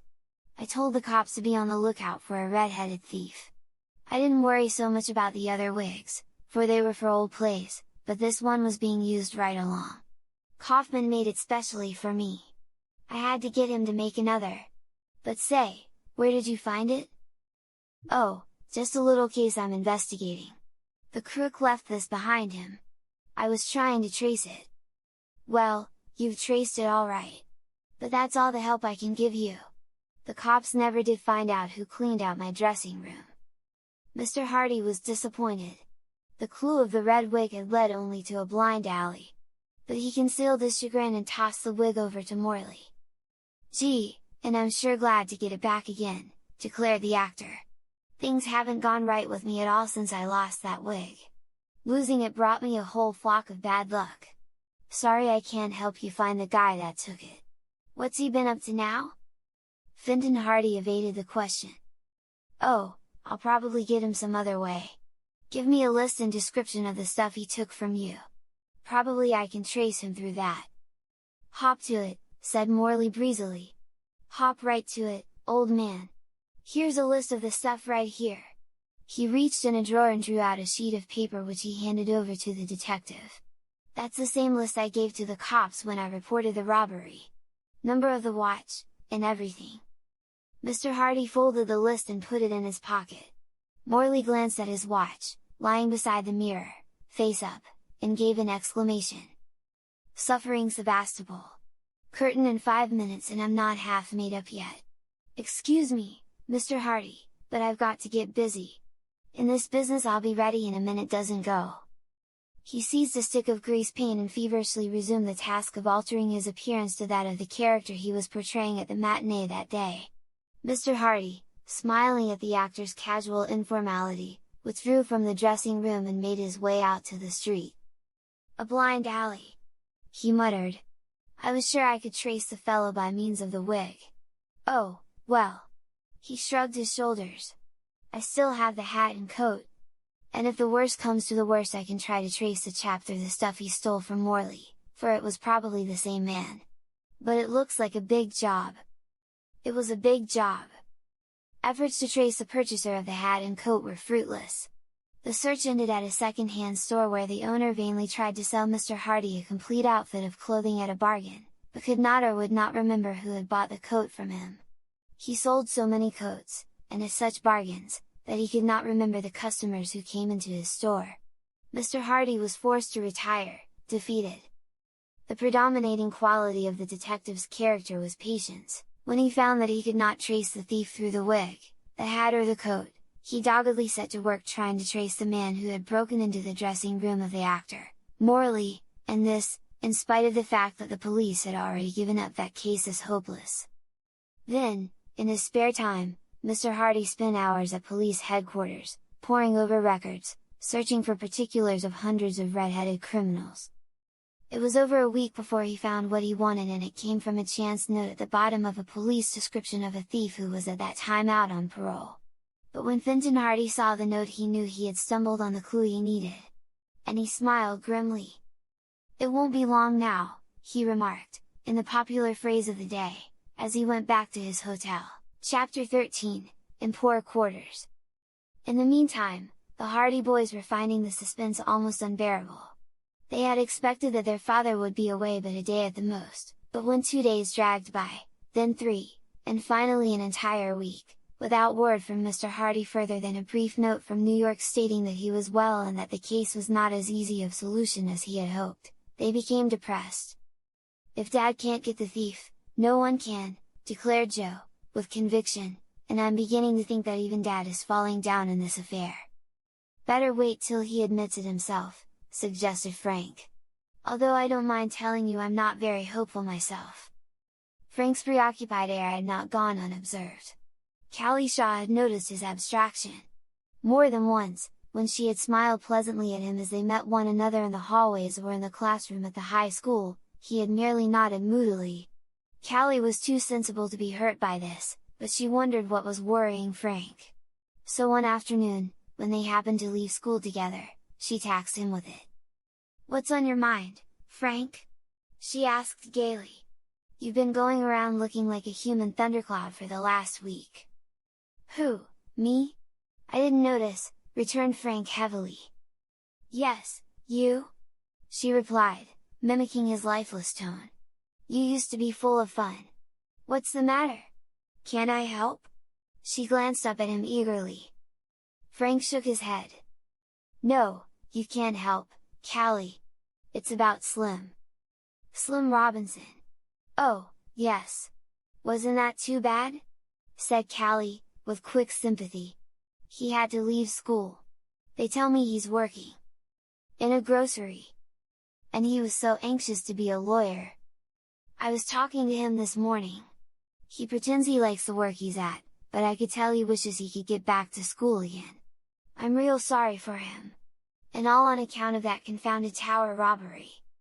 But nobody really believes Mr. Robinson did it. Of course not. Nobody but Hurt Applegate. But until they find who to take the stuff, Mr. Robinson is out of a job and nobody will hire him. Isn't that too bad? I'm going over to see Paula and Tessie and Mrs. Robinson tonight. Where are they living?" Frank gave Callie the address. Her eyes widened. "Why, that's in one of the poorest sections of the city. Frank, I had no idea it was that bad." "It is, and it'll be a lot worse unless Mr. Robinson gets work pretty soon. Slim's earnings aren't nearly enough to keep the family yet. Isn't there any chance that Mr. Robinson will be cleared?" "That's what's worrying me. Dad is working on the case." "Then why should you worry?" said Callie triumphantly. "Why, that means it'll be all cleared up. Your father can do anything, I used to think so, too. But he seems to be stuck, this time. What's the matter? He went to New York almost a week ago with some clues that Joe and I were certain would clear up the affair, and so far we haven't heard from him, only to know that the case was harder than he expected. But he hasn't given up, has he? Well, no.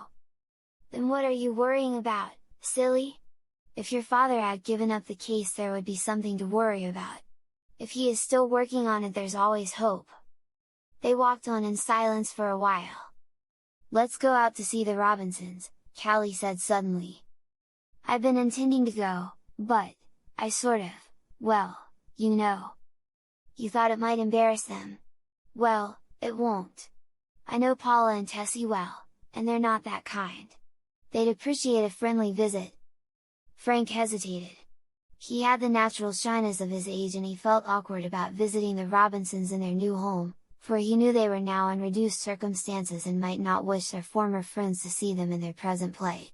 But Callie's words reassured him. All right. I'll go. We can't stay long, though. We can't. I must be back in time for supper. We'll just drop in on them so they'll know we haven't forgotten all about them. I thought you were going over to see them tonight? I was, but I've changed my mind. I want you to come with me now. Frank hailed a passing streetcar bound for the section of the city in which the Robinsons lived and they got on board. It was a long ride and the streets became poorer and meaner as they neared the outskirts of Bayport. It's an outrage, that's what it is, declared Callie abruptly. Mrs. Robinson and the girls were always accustomed to having everything so nice. And now they have to live away out here. Oh, I hope your father catches the man that committed that robbery. Her eyes flashed and for a moment she looked so fierce that Frank laughed. I suppose you'd like to be the judge and jury at his trial, eh? He chuckled. I'd give him 100 years in jail. When at length they came to the street to which the Robinsons had moved they found that it was an even poorer thoroughfare than they had expected.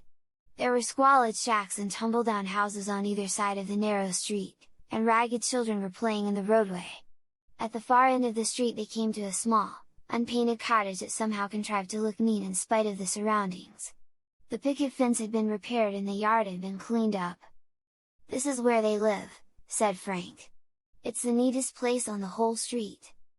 Paula answered their knock. Her face lighted up with pleasure when she saw who the callers were. Frank and Callie! Exclaimed the girl. You've come to see us! Come in! We're dying of loneliness! There hasn't been a soul out this way since we moved. Callie flashed Frank a look of triumph, and whispered. There, now! Didn't I tell you they'd be glad? As they went into the house. They were greeted with kindly dignity by Mrs. Robinson and with girlish good humor by Tessie. Mrs. Robinson received them with the same self-possession she would have shown had they been back at Tower Mansion, and Frank wondered at himself for thinking that these good people might be ashamed to meet their old friends in this new and humbler home. We can't stay long, explained Callie. But Frank and I just thought we'd run out to see how you all are.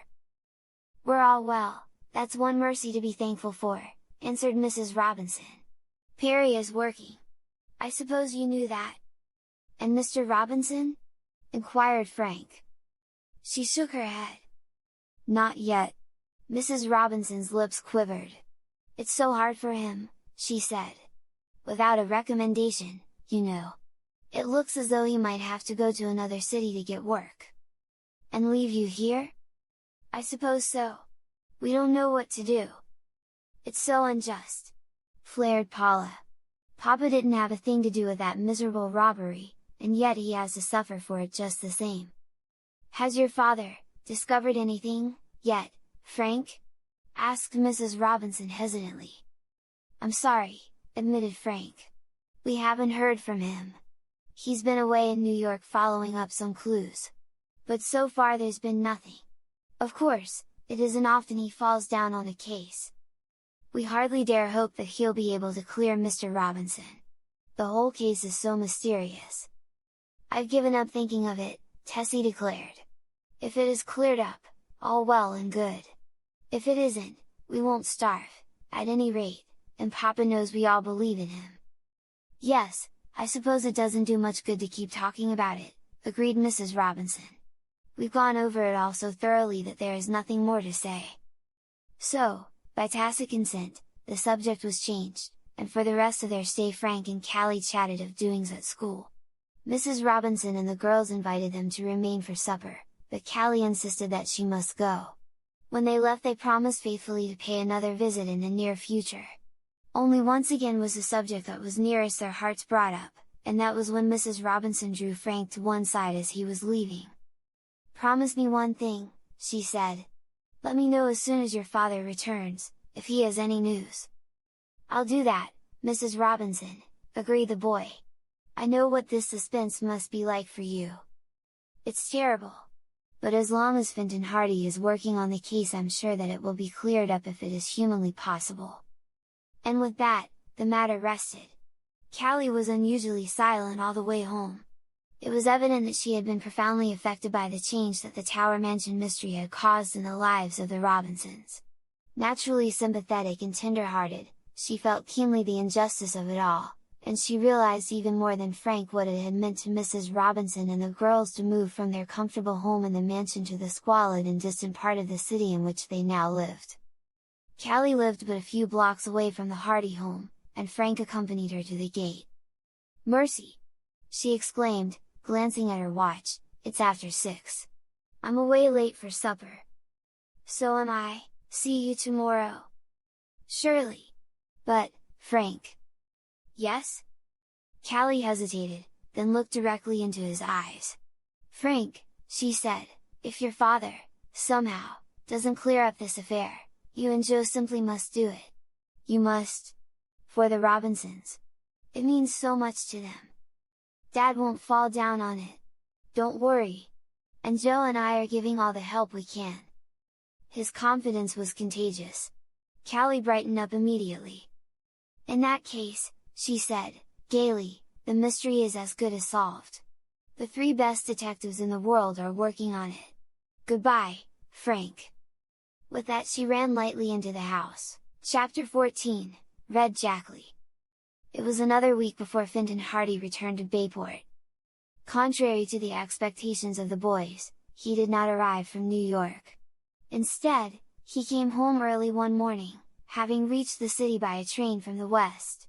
He had sent no advance notice of his arrival, and the first his sons knew of it was when a servant told them that their father had reached the house in the early hours of the morning, plainly careworn and travel-stained. He had gone immediately to bed, leaving orders that he was on no account to be disturbed. This was at breakfast, and although the boys were wild with impatience to learn the outcome of their father's trip, they were obliged to curb their curiosity. Mr. Hardy was still sleeping when they left for school that morning and, to their surprise, he was asleep when they came back home for lunch. "He must be mighty tired," remarked Joe. "I wonder where on earth he came from? Probably been up all night. When Dad gets hard at work on a case he forgets all about sleep. I'll bet he found something." "Hope so. But I wish he'd wake up and tell us. I hate to go back to school without knowing." But Mr. Hardy had not awakened by the time the boys set out for school again, although they lingered until they were in danger of being late. All afternoon they were tormented by curiosity. Where had their father been? What had he discovered? As soon as school was out they fled down the steps, broke away from a group of boys anxious to get up a baseball game, and shattered all records in their race for home. Fintan Hardy was in the library, and as they rushed panting into the room he grinned broadly at his sons, for he was quite well aware that they were impatient to hear an account of his trip. He looked refreshed after his long sleep and it was evident that his trip had not been entirely without success, for his manner was cheerful. The Hardy boys knew their father well, and they knew that when a case was difficult of solution the great detective became moody and worried. "What luck, Dad?" asked Frank, perching on the arm of an easy chair. Mr. Hardy raised his eyebrows, pretending not to understand. "About what?" he inquired. "About the case. The Tower Mansion case. The red wig. Did you find out who owned it? Did you catch the thief?" "Whoa! Whoa! Not all at once. A question at a time please. Now, Do I understand that you want to know if I found out anything about the Tower Mansion affair? Don't keep us waiting, Dad, pleaded Joe. You know that's what we're asking you about. Well, answered Mr. Hardy, yes, and no. That's not much of an answer, objected Frank, in disappointment. It's the best answer I can give, unfortunately. I did find out something about the red wig, but as for connecting its wearer with the Tower robbery, that is still to come. You traced the fellow who wore the wig? I did. And he turned out to be a well-known criminal, well known to the police, that is. What's his name? Asked Joe. Jackley. John Jackley, commonly known as Red. Because he has red hair? No. Because he hasn't red hair. That reverses the usual order of nicknames, I imagine. This fellow Jackley has a fondness for wearing red wigs. And was he the man who stole Chet's roadster? It seems almost certain. I traced the wig, which had been originally stolen from an actor in New York. I traced it to Jackley because his habit of wearing red wigs is well known to the police, and by locating him and keeping a close watch on him and paying a call at his room one night when he was out, I managed to find some of the loot that he had taken when he robbed the actor. That seemed to connect everything up very well. Where did you find him? Asked Frank. In New York. He wasn't in hiding, for he hadn't been sought for any particular crime at the time. The police seemed to overlook him in their investigation of the dressing room theft. Did you accuse him? No. I wanted to learn more. When I found the articles that had been stolen from the actor and knew that the wig found by the roadster had been taken at the same time, I knew Red Jackley was the auto thief. But I wanted to get some information on the Tower Mansion affair if possible. So I took a room in the house in which Jackley was living, and kept a close watch on him. Did you learn anything? Mr. Hardy shook his head. Jackley himself spoiled everything. He got mixed up in a jewel robbery and cleared out of the city. Luckily, I heard him packing up, and I trailed him. The police were watching for him and he couldn't get out by railway, that is, not in the ordinary manner. Instead, he tried to make his escape by jumping a freight. And you still followed? I lost him 2 or 3 times, but luck was with me, and somehow I managed to pick up his trail again. He got out of the city, out into New Jersey, and then his luck failed him. A railway detective recognized him and then the chase was on. Up to that time I had been content with just keeping behind him. I had hoped to pose as a fellow fugitive and win his confidence. But when the chase started in real earnest I had to join with the other officers. And they caught Jackley? Not without a chase. Jackley, by the way, was once a railroad man. Strangely enough, he once worked not many miles from here. He managed to steal a railway gasoline speeder and got away from us. But he didn't last long, for the speeder jumped the tracks on a curve and Jackley was badly smashed up. Was he killed? I don't think he'll live. He's in a hospital right now and the doctors say he hasn't much of a chance. But he's under arrest. Oh, yes. He is being held for the jewel robbery and also for the robbery from the actor's dressing room. But I don't think he'll live to answer either charge. Didn't you find out anything that would connect him with the Tower robbery? Not a thing. The Hardy boys were disappointed, and their expressions showed it. If Red Jackley died, the secret of the Tower robbery would die with him, for by now Frank and Joe were convinced that the notorious criminal had indeed been the thief for whose misdeeds Mr. Robinson was now suffering. And if the secret died with him, Mr. Robinson would be doomed to spend the rest of his life under a cloud, suspected of being a thief. Have you seen Jackley yet? Asked Frank. After this smash-up. But I didn't have a chance to talk to him. You might have been able to get a confession from him. Fenton Hardy nodded. I may be able to get one yet. If he is sure he is going to die he may admit everything. I intend to make an effort to see him in the hospital and ask him about the Tower robbery, anyway. Is he far away? Mr. Hardy named a small city not far distant from Bayport. I explained my mission to the doctor in charge and he promised to telephone me as soon as it was possible for Jackley to see anyone. I'm convinced that the fellow had something to do with the Tower affair. It's a certainty that he stole the automobile, the wig proves that. By the same token it's certain that he was the man who tried to hold up the ticket office. Having failed in that attempt, it seems more than likely that an old-time criminal like Jackley would look around for something else to do before he left Bayport. "You say he used to work near here?" asked Joe. "He was once employed by the railroad, and he knows all the country around here well.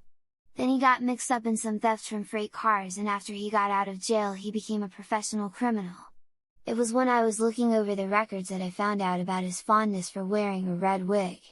That was what eventually proved his undoing.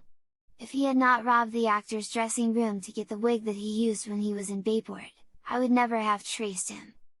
At that moment it was announced that Chief Colleague of the Bayport police force wished to see Fenton Hardy. The detective winked at the boys, and told the servant to show the chief in. Chief Colleague entered the room, mopping his brow with a handkerchief, for it was a hot day and he was a stout man. Behind him came Detective Smuff, fanning himself with a straw hat. "Good afternoon, gentlemen," said Mr. Hardy genially, "won't you sit down?" Chief Colleague eased himself into an armchair. Detective Smuff leaned against the table. Both glanced inquiringly at the two boys. "Unless your business is very private, I'd just as soon have the boys stay," suggested Mr. Hardy pleasantly. He did not trust Chief Colleague and Detective Smuff, who came to him only in emergencies and who usually took all the credit for themselves whenever he helped them out of their difficulties. He preferred to have the boys present as witnesses. "How about it, Chief?" asked Smuff heavily. "Can they stay?" "I guess so," grunted Chief Colleague, undoing the collar of his uniform. "Can't do no good and they can't do no harm. Well, gentlemen, to what do I owe the honor of this visit?" asked Mr. Hardy. "We've been hearing things about this Tower Mansion case," observed Chief Colleague gravely. "You've been working on it, eh?" "Perhaps. You've been out of town for quite a few days. You must have been working on it." "That's what we deduce, anyway," put in Detective Smuff, "perhaps it's my own business." "Police business is everybody's business," declared Colleague judicially.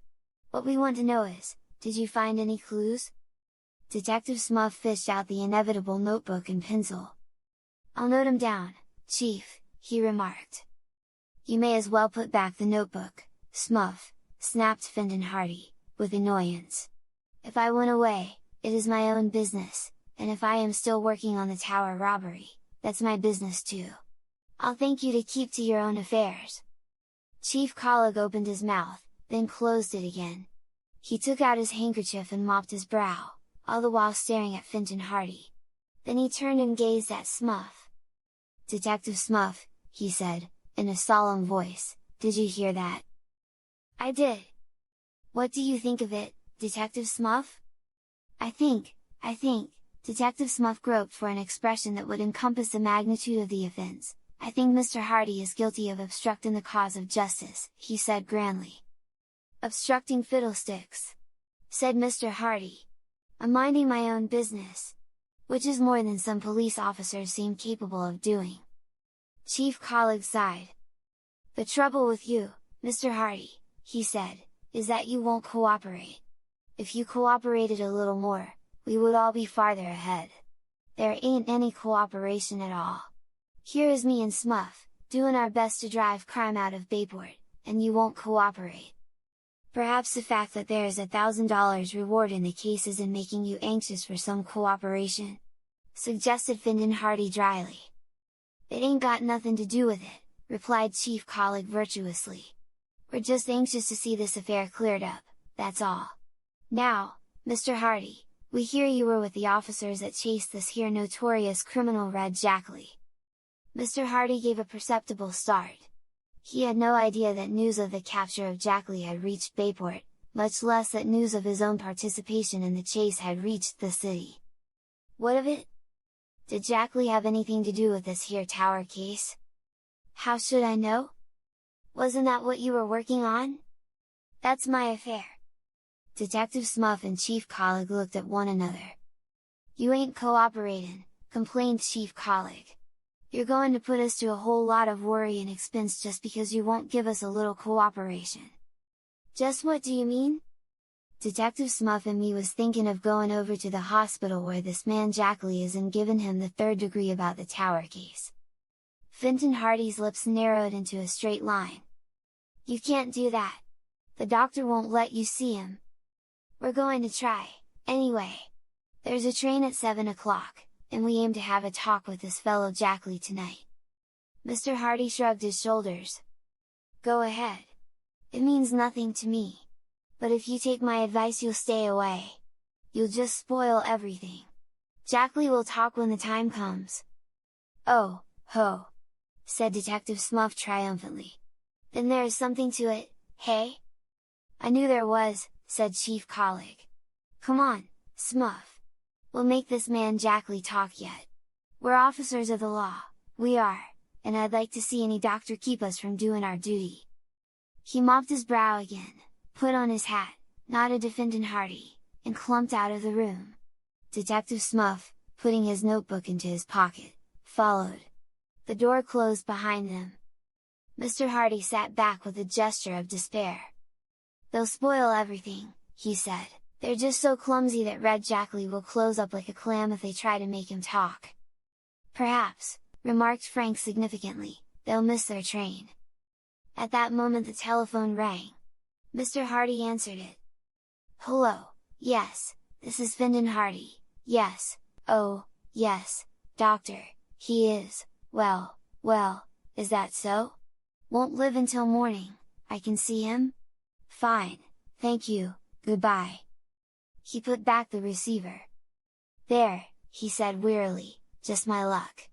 Red Jackley is dying, and the doctor says I can see him tonight.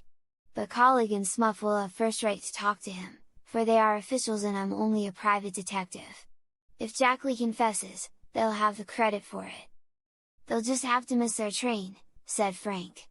Come on, Joe! Let's see what we can do. Chapter 15, The Chief Gets a Bomb. What's up now? Asked Joe, when the Hardy boys had left the house. Chief Colleague and Detective Smuff must miss that train. But how? I don't know just yet, but they've got to miss it.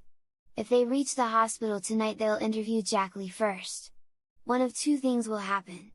They'll either get a confession and take all the credit for clearing up the case, or they'll go about it so clumsily that Jackley will say nothing and spoil everything for Dad. The Hardy boys walked along the street in silence.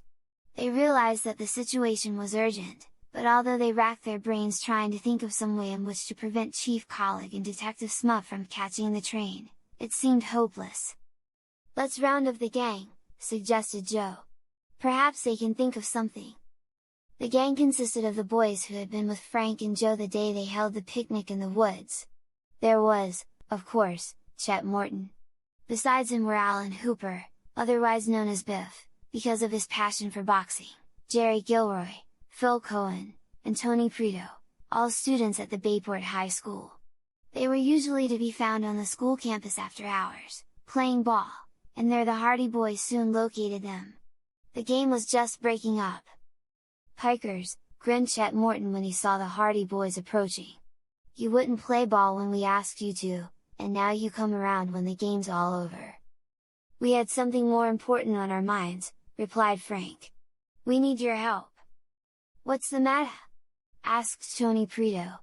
Tony was the son of a prosperous Italian building contractor, but he had not yet been in America long enough to talk the language without an accent, and his attempts were frequently the cause of much amusement to his companions. He was quick and good-natured, however, and laughed as much at his own errors as anyone else did. Chief Colleague and Detective Smuff are butting into one of Dad's cases, said Frank. We can't tell you much more about it than that. But the whole thing is that they mustn't catch the 7 o'clock train. What do you want us to do? Asked Biff Hooper. Blow up the bridge? We might lock Colleague and Smuff in one of their own cells, suggested Phil Cohen. And get locked in ourselves, added Jerry Gilroy. Be sensible. Are you serious about this, Frank? Absolutely. If those two catch that train Dad's case will be ruined. And I don't mind telling you it has something to do with Perry Robinson. Chet Morton whistled. Ah, ha! I see now. The Tower affair. In that case, We'll see to it that the 7 o'clock train leaves here without our worthy chief and his equally worthy, although dumb, detective." He hated Smuff, for the sleuth had once or twice tried to arrest the boys for bathing in a forbidden section of the bay. "There is only one question left," said Phil solemnly. "And what is that?" "How to keep them from getting on the train." "Get your brains to work, fellows, if you have any," ordered Jerry Gilroy. "Let's figure out a plan." A dozen plans were suggested, each wilder than the one before. Biff Hooper was in favor of kidnapping the chief and his detective, binding them hand and foot and setting them adrift in the bay in an open boat. Phil Cohen suggested putting the chief's watch an hour ahead. That plan, as Frank observed, would have been a good one but for the little difficulty of laying hands on the watch. Chet Morton thought it would be a good idea to start a fight in front of the police station just as Collig and Smuff were about to leave for the train. The possibility that they might all land in jail as a result made this suggestion unpopular. "If we were in Italy we could get the Black Hand to help," said Tony Preto. "The Black Hand!" declared Chet. "That's a good idea." "We got no Black Hand Society in Bayport," objected Tony. "Let's get one up. Send the chief a Black Hand letter warning him not to take that train." "And if he ever found who wrote it, we'd all be up to our necks in trouble," pointed out Joe. "I'd like to put a bomb under his old police station." "Fine idea!" applauded Tony. "Where we get the bomb?" "Leave it to me," announced Chet Morton mysteriously. "I'll get a bomb. I'll guarantee to keep the chief in town." "Not a real bomb?" asked Frank. "Why not?" said Chet. "Listen to me." Chet proceeded to lay forth his plan in a stealthy whisper. It was received with chuckles and murmurs of admiration. His companions clapped him on the back, and when he had finished the boys hastened down the street toward the Hardy home. In the rear of the house were a garage and an old barn. In the barn was a gymnasium that the Hardy boys had fitted out for themselves, and here was the usual collection of old toys, footballs, broken baseball bats and such paraphernalia, to be found wherever boys store their cherished possessions. Frank groped about among the rubbish in one corner until at last he rose with an exclamation of triumph, holding aloft a shining object. "It's here!" he said. "Let's get busy! There's no time to lose!" An old box was quickly produced, and in it the shining object was placed. The box was then carefully wrapped up, and in a few minutes the boys left the barn, Tony carrying the package under one arm. Not far from the Bayport police station was a fruit stand over which presided an Italian by the name of Rocco. He was a simple, genial soul, who believed almost everything he heard and, like most of his countrymen, he was of an excitable nature. Toward Rocco's fruit stand the boys made their way. Rocco was sorting over his oranges when they approached. Tony, with the box under his arm, hung in the background, while Chet stepped boldly forward. "How much are your oranges, Rocco?" he asked. Rocco, with much explanatory waving of arms, recited the prices of the various grades of oranges. "Too much! There's a fellow at another fruit stand on the next street sells them a nickel a dozen cheaper." "He no can do!" shrieked Rocco. "My price is so low." Then, angered by this reflection on the prices of his wares, he burst into a lengthy explanation of the struggles confronting a poor Italian trying to get along in a new country. He grabbed Chet by the coat collar, dragged him to a corner of the fruit stall, bade him inspect the fruit, gabbled off prices, and generally worked himself into a state of high indignation. In the meantime, Tony Preto made good use of his time to shove the mysterious package under the front of the stall. Then he joined the other boys who screened his movements by gathering about Rocco. "You'll have the Black Hand after you if you keep on charging such high prices, that's all I can say!" declared Chet, as the boys moved away. "Poof! What do I care for de Black Hand? No frighten me!" said Rocco bravely, but he gulped when he said it and there was no doubt that the shot had gone home. It was now after 6 o'clock, and the boys decided that in the interests of their plan they would have to brook the parental wrath by being late for supper. Frank had assumed that Chief Collig and Detective Smuff would be leaving to catch the train at about 10 minutes to 7, so shortly after 6:30, Phil Cohen, who had remained in the background during the interview with Rocco, walked smartly up to the fruit stand again. the others were viewing the scene from around the corner of a nearby building. "Banana," said Phil briefly, tossing a nickel on the counter. When he had received the fruit he began to eat it, at the same time chatting with Rocco. "What you tink?" snickered the Italian. "Some boys come here a while ago and say to Blackahan tink I charge you too much for the fruit." "Well, you do charge too much, Rocco. Everybody says so. I sell it a good fruit at a good price." Phil turned aside and at the same time accidentally knocked an apple to the ground. He bent to pick it up, Rocco eyeing him narrowly in case he tried to slip it into his pocket. But Phil did not get up at once. Instead, he said, "Oi! What's this? What you find?" "What's this, Rocco?" Phil rose from in front of the stand, with the package in his hands. "I found this under the counter." Rocco stared. His mouth opened in dismay. For, sounding clearly from the inside of the package, came a steady tick-tock, tick-tock. "A bomb!" he shrieked. "Put him down!" Thereupon he scrambled wildly over the array of fruit at the back of the stand, knocked over a tray of oranges, and went sprawling over the opposite counter, roaring, "Police!" at the top of his lungs. Phil, with a fine imitation of fright, put the package on top of the counter and fled. Rocco, in his white apron, was dancing about in the middle of the street, yelling, "Bombs! Police! The Blackahan!"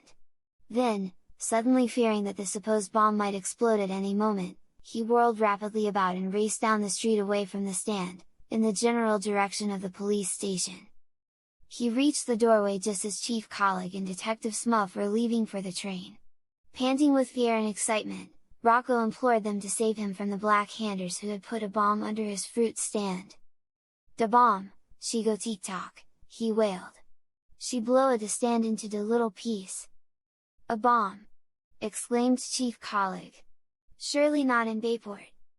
"I always thought there was Blackhanders around here," said Smuff. "She blow up the fruit stand. Come kayak!" Chief Colleague and Detective Smuff followed Rocco to the corner. Then they peeped around until they could see the deserted fruit stand, with the package on the counter. "You say it goes tick-tock? Just leak it a clock. Must be a bomb, alright," said Smuff. "They run by clockwork. Might go off any minute," observed the chief. "I hate to go near it. Smuff, you go and pour a pail of water over it." "Me? Yes, you? You're not afraid, are you?" "No, I'm not afraid," muttered Smuff, mopping his brow. "But I got to think of my wife and family." "Coward!" said the chief. "I'd do it myself, only it wouldn't be right, seeing I'm your superior officer. Bad for discipline." The worthy officer stared at the package on the fruit stand counter, while Rocco danced with impatience. Neither Colleague nor Smuff dared approach closer, but they realized something must be done. "Where's Riley?" asked the chief at last. "Out on his beat, around the corner." "Get him!" Smuff departed hastily, glad of the chance to get away from the vicinity of the bomb. He was some time in locating Con Riley, and when at last that minion of the law was escorted back to the chief, 7 o'clock had come and gone. So had the train. Chapter 16, A Confession. "Riley!" ordered the chief, "see that package on the counter of the fruit stand. Go and get it and pour a pail of water over it." "Huh?" exclaimed Riley, gaping. "Pour a pail of water over it." Riley took off his helmet and scratched his head. He began to wonder if his chief's brain had been affected by the heat. "Don't stand there staring at me!" snapped Colleague. "Hurry up and obey orders." "This is the meanest job I ever got," observed Con Riley. But he ambled across the street, wondering why a crowd of people had collected, for word had quickly spread that a bomb had been found under Rocco's fruit stand, and when he reached the package he inspected it wonderingly. "Maybe she blow him all to bits," suggested Rocco fearfully. "He has insurance," consoled the chief. "We'll give him a good funeral," observed Smuff. Con Riley hunted around the fruit stand until he found a pail, and then he went up the street until he located a tap. Finally, with the pail full of water, he went back to the fruit stand, dumped the water over the package, and stood awaiting further orders. "Soak it again!" roared the chief, who was taking no chances. Con Riley sighed, but did as he was told. For 5 minutes he was kept busy dumping innumerable pails of water over the package, and only then did Chief Colleague and Detective Smuff venture forth. Then, with fear and trembling, Chief Colleague handed the package to Smuff and bade him open it. Smuff's hands were shaking so that he could scarcely tear apart the coverings from the water-soaked parcel. The chief withdrew to a safe distance. Con Riley, who had just been told by a friend that he had been pouring water over a live bomb, was trying to achieve a sickly smile as the crowd congratulated him on his bravery. Detective Smuff opened the package. The coverings fell away. The cardboard box, dripping with water, tumbled apart. A bright object fell to the pavement with a clatter. Everybody jumped. But there was no cause for fear. The bright object was nothing more harmful than an old alarm clock. The Hardy Boys and their chums, mingling with the crowd, roared with laughter, and when the crowd saw how Chief Colleague and his assistants had been duped, they joined in the merriment. "An alarm clock!" roared someone. They thought an alarm clock was a bomb. Pouring water over an alarm clock! Chief Colleague and Smuff returned to the police station with all the dignity they could muster under the circumstances. The crowd howled and whooped with laughter. The Hardy Boys went home smiling. The 7 o'clock train had left half an hour before. Their father was making the trip to the city without the interference of the chief and his assistant, Smuff. Fenton Hardy returned home late that night, and at the breakfast table next morning he was in high spirits. "Solved another mystery?" asked Mrs. Hardy gaily, as she poured the coffee. She seldom asked questions about her husband's work, being of a gentle nature that instinctively shrank from any discussion of crime. It frequently distressed her that Mr. Hardy's occupation should be one that meant terms of imprisonment for those whom his cunning and cleverness had brought to justice. But her husband's attitude this morning was so unmistakably jubilant that she was glad for his sake if he had scored another success. "Practically solved, my dear. If you'd care to hear all about it." "Not me. You know I don't care to hear about these terrible things." "Well, the boys shall hear of it then. They are interested. If they'll come into my den after breakfast I'll tell them all about it." "That means you succeeded," Frank said. "Eat your bacon and eggs and don't be impatient." After breakfast the boys went with their father into the den off the library, eagerly awaiting news of his mission of the previous evening. They had not told him how Chief Colleague and Detective Smuff had missed the train, but they were shrewdly certain that their efforts in this respect had been of considerable assistance to Mr. Hardy. "First of all," said the detective, "Jackley is dead." "Did he confess?" "You're not very sympathetic for the poor fellow." "Yes, he confessed. Fortunately, Chief Colleague and Detective Smuff didn't show up." Fenton Hardy saw that Joe and Frank glanced at one another, and he smiled quietly. "I have an idea that you two scamps know more about that than you would care to tell. However, they failed to show up, and I had a clear field ahead of me. I saw Jackley just before he died. And I questioned him about the tower robbery." "He admitted it?" "He admitted everything. He said he came to Bayport with the intention of robbing the ticket office. When he failed in that attempt he decided to hang around for a few days, and then he hit upon Tower Mansion as his next effort. He entered the place and opened the safe. Then he took the jewels and the bonds." "What did he do with the loot?" "That's what I'm coming to. I had quite a time making Jackley confess to the tower affair, and it was not until he was on the point of death that he admitted it. Then he said, 'Yes, I took the stuff, but I couldn't get away with it.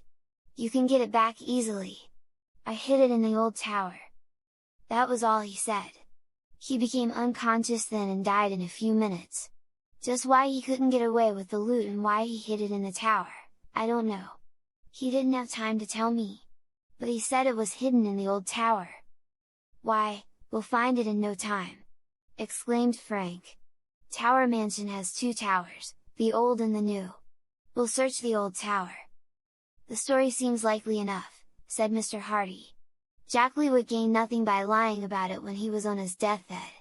He probably became frightened after he committed the robbery and hid in the old tower until he saw the coast was clear and he was able to get away. and no doubt he decided to hide this stuff there and take a chance on coming back for it some time after the affair had blown over. That was why he couldn't be traced through the jewels and the bonds, Joe said. They were never disposed of at all. They've been lying in the old tower all this time. I tried to get him to tell me in just what part of the tower the loot was hidden, continued Fenton Hardy, but he died before he could say any more. I hid it in the old tower. He just managed to gasp that out before he became unconscious. It shouldn't be hard to find this stuff, now that we have a general idea of where it is, Frank pointed out. Probably he didn't hide it very carefully. The old tower has been unoccupied for a long time and it is rarely entered. The stuff would be as safe there as if he had hidden it miles away. Joe got up from his chair. I think we ought to get busy and go search the old tower right away. Oh, boy! If we can only hand old Applegate his jewels and bonds this morning and clear Mr. Robinson! Let's start! I'll leave it to you boys to make the search, said Mr. Hardy, with a smile. I've no doubt this stuff will be easily recovered, and you can have the satisfaction of turning it over to Mr. Applegate. I guess you can get along without me in this case from now on. We wouldn't have got very far if it hadn't been for you. And I wouldn't have got very far if it hadn't been for you, so we're even, smiled Mr. Hardy. Be on your way, then, and good luck to you. We'll find it, never fear, promised Frank, putting on his cap. I hope the Applegates don't throw us out when we ask to be allowed to look around in the old tower. Just tell them you have a pretty good clue to where the bonds and jewels are hidden and they'll let you search to your heart's content, Mr. Hardy advised. Come on then, Joe! We'll have that $1,000 reward before the morning is over. Their father glanced at them shrewdly. Don't count your chickens before they are hatched, he said. And then, as the boys hastened out of the den, he called after them, also, you might remember the old proverb that there is many a slip between the cup and the lip. But the Hardy boys scarcely heard him, so eager were they to begin searching the old tower and so confident were they that the mystery was about to be cleared up. Chapter 17, The Search of the Tower. When the Hardy boys reached Tower Mansion that morning, the door was answered by Herd Applegate himself. The tall, stooped gentleman peered at them through his thick lens glasses. In one hand he held a sheet of stamps, for it was his custom to devote the mornings to his collection. Yes? He said testily, for he was annoyed at being disturbed. What do you boys want to hear at this hour of day? You remember us, don't you? Asked Frank politely. We're Mr. Hardy's sons. Fenton Hardy, the detective? Are you his boys? Yes, sir. Well, what do you want? We'd like to take a look through the old tower, if you don't mind. We got a new clue about the robbery you had here a while ago. Want to look through the old tower? Of all the impudence! What do you want to look through the tower for? And what has it got to do with the robbery? We have evidence that leads us to believe the jewels and bonds were hidden in the tower by the thief. Oh! You have evidence, have you? The old man peered at them very closely. It's that rascal Robinson, I'll warrant. He hid the stuff there, and now he's put you up to going and finding it, just to clear himself. The Hardy boys had not considered the affair in this light, and they gazed at Mr. Applegate in consternation. At last Joe found his tongue. Mr. Robinson isn't mixed up in this at all, he said. The real thief was found. He said the stuff was hidden in the old tower. If you will just let us take a look around, we'll find it for you. Who was the real thief, then? We can't tell you just now, sir. Wait till we find the stolen goods and we'll tell you the whole story. Mr. Applegate took off his glasses and wiped them with his handkerchief. He glared at the boys suspiciously for a few moments. Then he called out, Adelia! A high cracked voice from the dim regions of the hallway answered. What do you want? Come here a minute! There was a rustle of skirts, and then Adelia Applegate, maiden sister of the owner of Tower Mansion, appeared. She was a faded blonde woman, of thin features, and she was dressed in a gown of a fashion 15 years back, in which every color of the spectrum fought for supremacy. What's the matter now? She demanded. Can a body sit down to do a bit of sewing without you hollerin' at them? These boys want to look through the old tower. What for? Up to some mischief, I'll be bound, They think they can find the bonds and jewels." "Oh, they do they?" sniffed the woman. "And what will the bonds and jewels be doing in the old tower?" "We have evidence that they were hidden there after the robbery," replied Frank. Miss Applegate sniffed again and viewed the boys with frank suspicion, as if any thief would be fool enough to hide them right in the house he robbed. "These are Mr. Hardy's boys," explained Heard Applegate. "He is the big detective, you know." "All detectives," said Miss Applegate, "are nosy. Always prying into other people's affairs." "We're just trying to help you," put in Joe politely. "Go ahead, then. Go ahead," said Miss Applegate, with a sigh. "Come around at this hour of morning, disturbing honest folks. Go ahead, and tear the old tower to pieces if you like. But I'll be bound you won't find anything. It's all foolishness. You won't find anything." Consent having been given, Heard Applegate led the way through the gloomy halls and corridors of the mansion toward the old tower. He was inclined to share his sister's view that the boys' search would be in vain. "Might as well save yourselves the trouble," he declared. "You won't find anything in the old tower. If anything was hidden there, it's been taken away by this time. We'll make a try at it, anyway, Mr. Applegate. Don't ask me to help you. I've got better things to do. Just got some new stamps in this morning and you interrupted me when I was sorting them out. I've got to get back to my work." The man led the way into a corridor that was heavy with dust.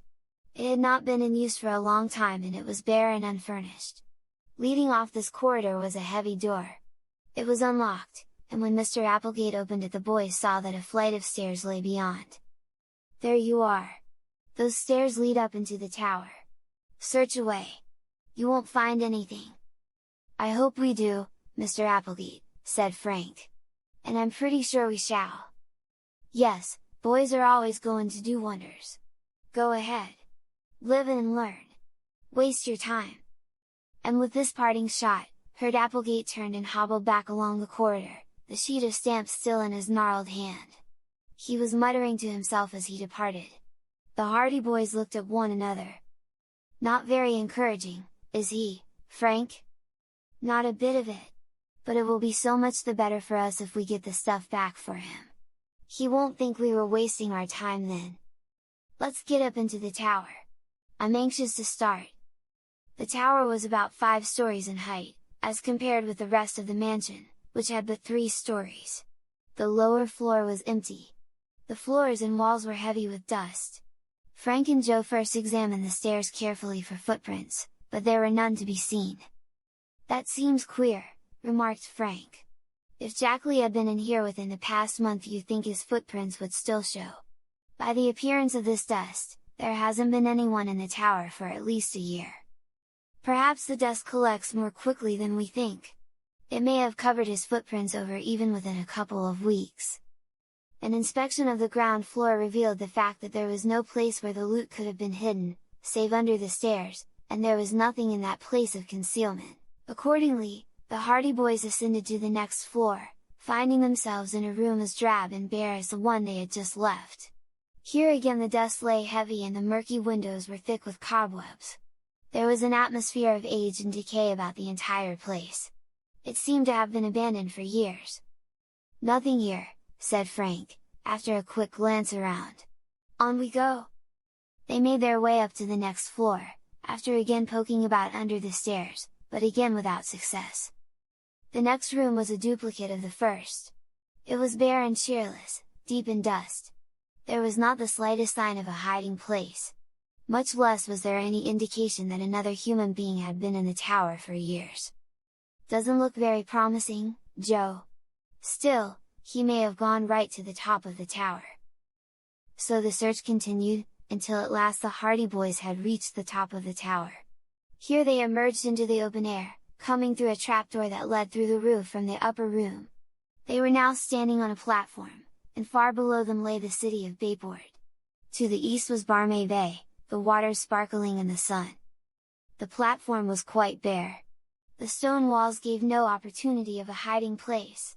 Their search had been in vain. "We were fooled, I guess," Frank admitted. "There hasn't been anyone in this tower for years. I knew it as soon as I saw there were no footprints. The boys gazed moodily down over the city, and then down over the grounds of Tower Mansion. The roofs of the mansion itself were far below, and directly across from them rose the heavy bulk of the new tower. "Do you think you might have meant the new tower?" exclaimed Joe suddenly. "Dad said he specified the old one. But he may have been mistaken. In the darkness and everything, perhaps he didn't know the difference." "That's possible, too. It's certain that he didn't hide anything in this tower, at any rate. Although why he should say the old tower? Let's ask Mr. Applegate if we can search the new tower, too. What a fine chance we have! He'll crow over us now in real earnest when we go back and tell him we didn't find anything. He'll say I told you so, and if we try to get into the new tower he'll just laugh at us. It's worth trying, anyway. We can tell him the whole story about Jackley. That ought to convince him." Disappointed, the hardy boys descended through the trapdoor, and then made their way down through the tower until at last they were in the long gloomy hallway again. Their clothes were covered with dust and their hands and faces were grimy. Slowly, they trudged back into the main part of the mansion again, and there they met Adelia Applegate, who popped out of a doorway as they were passing and cackled with delight.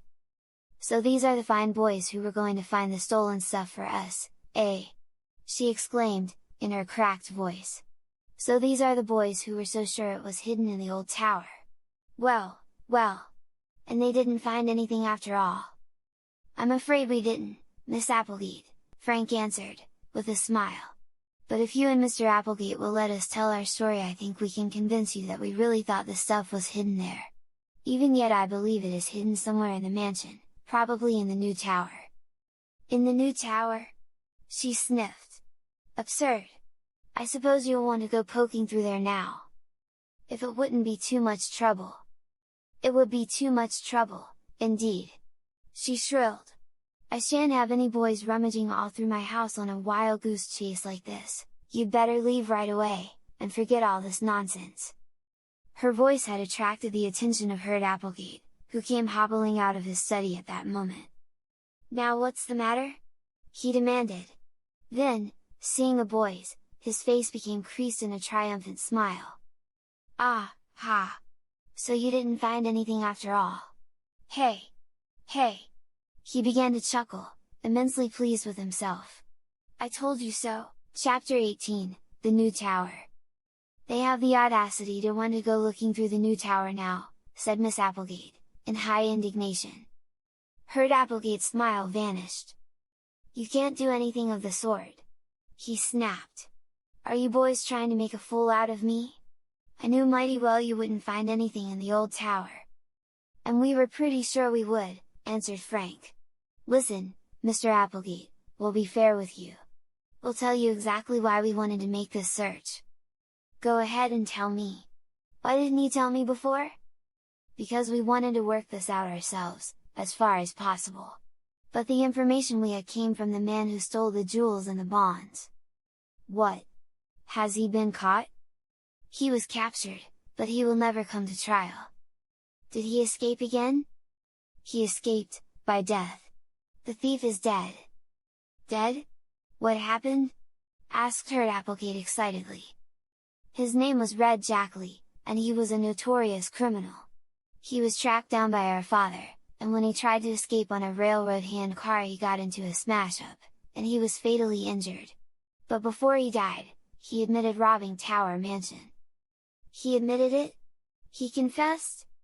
"He confessed everything." "I don't believe it," sniffed Adelia Applegate. "Nothing will ever convince me that it wasn't that rascal Robinson." "Jackley confessed the whole business," Frank persisted. "And on his deathbed he said that he hadn't been able to get away with the loot. That he had hidden it." "Where?" "In the old tower." "And it isn't there?" "Joe and I have just searched the place high and low. The stuff isn't there. And from the fact that there are no footprints or marks of any kind in the dust, I don't think anyone has been in the place for a long time. The old tower has been closed for years." "So we thought," Joe interjected, "that he might have been mistaken and that he had really hidden the stuff in the new tower instead." Herb Applegate rubbed his chin meditatively. His manner toward the boys had undergone a change, and it was evident that he was impressed by their story. So this fellow confessed to the robbery, eh? He admitted everything. He was a man who once worked around Bayport and he knew this locality pretty well. He had been hanging around the city for some days before the robbery. Well, said Applegate slowly, if he says he hid the stuff in the old tower and it isn't there, he must have meant the new tower, just as you say. Will you let us search it? I'll do more than that. I'll help you. I'm just as anxious to get the jewels and bonds back as anybody. All nonsense! Declared Adelia Applegate. It's all a pack of falsehoods. I don't believe a word of it. Now, Adelia, said her brother soothingly, these boys may be right after all. It won't hurt to take a look around, at any rate. And much you'll find, I'm sure. I declare, heard Applegate, you're just as bad as those boys are. Maybe, he answered. But I'm going to help them search the new tower, anyway. Don't ask me to brush the dust off your clothes when you come back, then. For that's all you'll get. Dust. Nothing more. The jewels and bonds are no more in the new tower than they are back in the safe right now. All right, Adelia. Perhaps you're right. But it won't hurt to make a search, anyway. Come on, boys! With that, Herd Applegate led the way down the hall and opened the door leading to a corridor that extended toward the new tower. Frank and Joe, tingling with excitement, followed. Although the new tower had been built just a few years back and although its rooms had been furnished, it had been seldom occupied, save on the rare occasions when the Applegates had visitors from the city. The new caretaker, employed to replace Robinson, was a lazy and slovenly fellow, who did not bother to extend his duties to the tower, knowing that the Applegates seldom went near that part of the mansion and realizing that any laxity in his duties in that respect would scarcely be discovered. It came as a surprise to Herd Applegate, then, to find out that the new tower was dusty, that the windows had not been cleaned, that there were cobwebs on the ceilings. In the first room they found nothing, although they rummaged about in all the corners, looked beneath the table, behind the chairs, looked everywhere, in fact. Not until they were quite satisfied that the loot had not been hidden there, did they ascend the stairs to the next room, and there again their search was fruitless. Herd Applegate, being a quick-tempered man, fell back into his old mood. The boy's story had convinced him, and he had been even more certain than they that the stolen bonds and jewels would indeed be found in the new tower. But when 2 of the tower rooms had been thoroughly searched without success, his disappointment increased. Don't believe there was anything in that yarn, after all, he muttered, as they went up the stairs to the 3rd room. I don't see why he should lie about it, after he confessed, remarked Frank thoughtfully. Dad told us that he admitted not being able to get away with the stuff. Then where did he hide it? Demanded Applegate. If he wasn't lying, the stuff must be around here someplace. Perhaps he hid it a little more carefully than we imagine, put in Joe. Haven't we hunted carefully enough? Herd Applegate snapped. In the 3rd room their search was again in vain. They even inspected the window ledges and tapped the floors and ceiling in the faint hope of finding some secret cupboard that was unknown to them. But the loot was not found. When at last they emerged through the trapdoor in the roof, out on top of the rear tower, and found it to be bare and empty, Applegate could not disguise his chagrin. Wild goose chase! He snorted. Adelia was right. I've been made a fool of. You don't think we would make up a story like that, do you, Mr. Applegate? Frank asked. I don't see any reason why you should. But there's something wrong somewhere. I've wasted half a morning poking around through this confounded tower, all for nothing. So have we. If that fellow did hide this stuff in one of the towers, someone else must have come along and got it.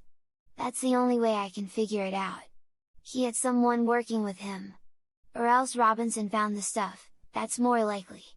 Probably Robinson found the loot right after the robbery and kept it for himself. I don't think he would do that. He isn't that kind of man, Joe objected. With all that money in front of him? I wouldn't put it past him for a minute. Where did he get that $900, then? Explain that. He can't. He won't tell. As they descended the stairs and went back into the main part of the mansion, Herd Applegate elaborated on this theory.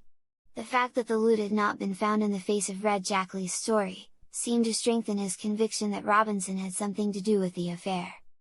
"Either Robinson found the stuff and kept it, or else he was in league with Jackley," said Applegate. "He's mixed up in it some way. I'm sure of that." The boys could say nothing. They realized that the theory was probable, although in their hearts they found it hard to believe that their chum's father could have had anything to do with the theft. They were deeply puzzled and tremendously disappointed, for they had been practically certain that the loot would be found. Now they saw that the only consequence of the whole affair was to involve Mr. Robinson more deeply than ever in the mystery. Back in the hallway they endured the taunts of Adelia Applegate, who cackled jubilantly when she saw that the searching party had returned empty-handed. "There now!" she crowed. "Who's right now? Didn't I tell you it was all nonsense? Heard Applegate, you've simply been made a fool of by these two boys." "Now, Adelia, I think they meant well." "Meant well? Of course they meant well! And what did it gain you? They have prowled through the place all morning and all the good that's come of it is that perhaps you won't be so ready to believe the next cock and bull story someone tells you. Go back to your stamps, Heard Applegate, and let it be a lesson to you. As for you boys, you should be ashamed of yourselves, disturbing folks like this." Whereupon she escorted the hardy boys to the door, while Heard Applegate, muttering sadly, went back to his study with a puzzled air. Chapter 19, The Mystery Deepens.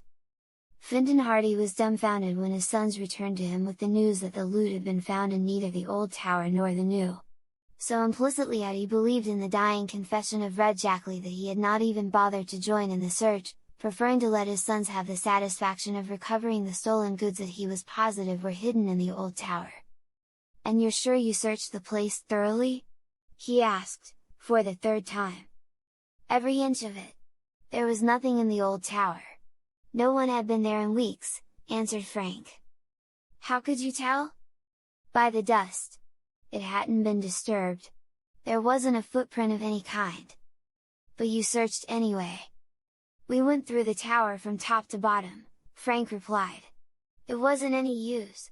No one had been there. So then we thought Jackley might have been mistaken and that he had left the stuff in the other tower." "And Applegate let you search that as well?" And Fintan Hardy's eyes twinkled. "Not until we had told him our reasons. We told him about Jackley, and then he became enthusiastic and even helped us in the search. But we didn't find anything." "Strange," muttered the detective. "I know Jackley wasn't lying. He had nothing to gain by deceiving me. Absolutely nothing. He was in real earnest if ever a man was. I hid it in the old tower. Those were his words. He would have told more if he had been able. And what could he mean but the old tower of Tower Mansion? Why should he be so careful to say the old tower? Everyone knows the mansion has two towers, the old and the new." "Of course, it may be that we didn't search thoroughly enough," Joe said. "The stuff may be hidden in the flooring or behind the walls." "That's the only solution I can think of," replied Fintan Hardy. "I'm not satisfied yet that the loot isn't there. I'm going to get in touch with Applegate and ask permission for a real, thorough search of both towers. It's to his interest as well as mine. Applegate thinks possibly Jackley hid the stuff all right but that Robinson found it and sold it," said Frank. "He hinted that he was of the opinion that Robinson was in league with the thief." "It does look rather bad," Mr. Hardy admitted. "One couldn't blame Applegate very much for thinking Robinson found the stuff after it was hidden and made away with it." "Robinson wouldn't do that!" cried Joe. "He's too honest." "I don't think he would do it, either. But sometimes, if a man is in need of money and temptation is placed in his way, he gives in. I'd hate to believe that of Robinson, but if that stuff isn't found in the tower I'll have to admit that it looks very much as if he were mixed up in it." The interview with their father left the Hardy boys feeling far from cheerful, for they saw that Mr. Robinson was now more deeply involved in the affair than before. On the face of it, circumstances seemed to be against the caretaker. "Just the same," said Frank, as the boys left the house and went down the street, "I don't believe Jackley ever hid the stuff in the tower. If he had ever so much as opened the tower door he would have left some marks in the dust and we would have seen them. So I don't believe Robinson came along later and got the loot. As we saw it, the dust in the tower hadn't been disturbed in weeks. Why, there was even dust on the doorknob," when Mr. Applegate let us in." "Then, why should Jackley say he hid the stuff there?" exclaimed Frank, puzzled. "Don't ask me! I'm just as much in the dark as you are." When the boys reached the business section of the city, they found that already Jackley's confession had become common property. People were discussing the deathbed confession on the street corners, and newsboys were busy selling copies of papers in which the story of the criminal's last statement was featured on the front page under black headlines. Policeman Con Riley was ambling along Main Street in the morning sunshine, swinging his club with the air of a man without a care in the world. When he saw the boys he frowned, for there was no love lost between the Hardys and the Bayport Police Department. "Well," he grunted, "I hear you got the stuff back." "I wish we had," said Frank. "What?" said the constable, brightening up at once. "You didn't get it? I thought it said in the paper this morning that this fellow Jackley told where he had hidden it." "He did. And you can't find it? Ho! Ho!" Con Riley indulged in a hearty laugh. "What a fine detective your father is! Didn't Jackley say this stuff was hidden in the old tower? What more does he want?" "Our father didn't search for the stuff," retorted Frank. "We did! And it wasn't there! Jackley must have made a mistake." "It wasn't there?" exclaimed Riley, in high delight. "That's a good one! That's the best I've heard in years!" He chuckled exceedingly, and slapped his knee. "Jackley put a good one over on your father that time! Ho! Ho! Ho! The stuff wasn't there!" Riley wiped the tears from his eyes and went on his way, trying to laugh and at the same time retain his dignity as an officer of the law. The joke, he decided, was too good to keep, so as he proceeded back toward the police station, there to edify Chief Collick and Detective Smuff with the tale, he buttonholed various passers-by and poured the story into their willing ears. It was not long before the yarn had spread throughout the city with that swiftness peculiar to stories spread by word of mouth, and in the telling the story was exaggerated, the net effect being that Fintan Hardy was made to look ridiculous by believing a false confession. Highly colored accounts of the boys' search of the old tower quickly spread, and throughout the day they were subjected to many caustic and sarcastic inquiries on the part of friends and acquaintances alike. They took all these remarks in good part, although they did not enjoy their sudden prominence. "Never mind," said Frank, "we'll show them yet." "I hope they find that stuff when they search the towers again," added Joe. "Then the people will have to eat crow. It'll be our turn to laugh." "Yes," agreed Frank, "but just now our laughter seems to be in a far distant future." When they returned home they found that Fintan Hardy had been busy in the meantime and had convinced Heard Applegate that a thorough search of the towers would be advisable. True, he had not accomplished this without a great deal of opposition on the part of Adelia and without misgivings on the part of Heard Applegate himself, who had by that time come to the conclusion that Robinson had indeed been mixed up in the affair all along. In this conviction he was sustained by Chief Collick, who had paid a call at the Applegate home as soon as Collick had told him of the vain search of the towers. "The chief says Robinson is behind it, and I'm beginning to think he's right," said Applegate. "But how about the confession?" Mr. Hardy asked. "The chief says that's all a blind. Jackley did it to protect Robinson. They were both working together. I know it looks bad for Robinson, but I don't think it would hurt to give the towers another thorough search. I was the one who heard Jackley make the confession and I don't believe he was lying. I believe he was trying to tell me all he knew." Maybe. I think he was too smart for you, Mr. Hardy, and everybody else thinks so too. It was all a hoax. I'll believe that after I've searched the towers inside and out." "Well, go ahead. Go as far as you like. But I don't think you'll find that treasure." With that, Mr. Hardy was content. He made preparations for a search of the towers, although Adelia Applegate flatly declared that the detective was making a laughing stock of her and her brother and that if the nonsense continued she would leave Tower Mansion forever and carry out her oft-expressed intention of going to one of the South Sea Islands as a missionary. In spite of the protestations of the worthy lady, however, the search was carried out. The old tower was visited first, and for the greater part of the following morning the place was searched from top to bottom. Even the floors were torn up in places in the quest for some secret hiding place in which Jackley might have left the loot. But although Fintan Hardy, accompanied by the boys and Herd Applegate, who soon became infected with the dogged enthusiasm of the others and lent every assistance in his power, hunted throughout the old tower in every conceivable place. The missing jewels and bonds were not recovered. "Nothing left but to search the new tower," Mr. Hardy commented briefly, when the search was over, and throughout the whole afternoon the new tower was the scene of a search that was as thorough as it was fruitless. Walls and partitions were tapped, floors were sounded, furniture was minutely examined, not an inch of space escaped the minute scrutiny of the detective and his helpers. But as the search wore on and the loot still evaded discovery, the chagrin of Fintan Hardy deepened and Herd Applegate finally lost his temper. "A hoax!" he declared. "A hoax from start to finish!" The man was in earnest. The detective insisted. "Then where is the stuff?" "Someone else may have found it. That's the only explanation I can think of. Who else could have taken it but Robinson?" To this, Mr. Hardy was silent. In spite of his knowledge of and liking for the man, he was beginning to suspect that the caretaker may have had a hand in the affair after all. "Either that or Jack Lee simply told that yarn to shield Robinson," declared Applegate. "I'm not going to give up this search yet," said Mr. Hardy patiently. "Perhaps the loot was hidden somewhere about the grounds." So the grounds of Tower Mansion, particularly in the vicinity of the two towers, were thoroughly searched.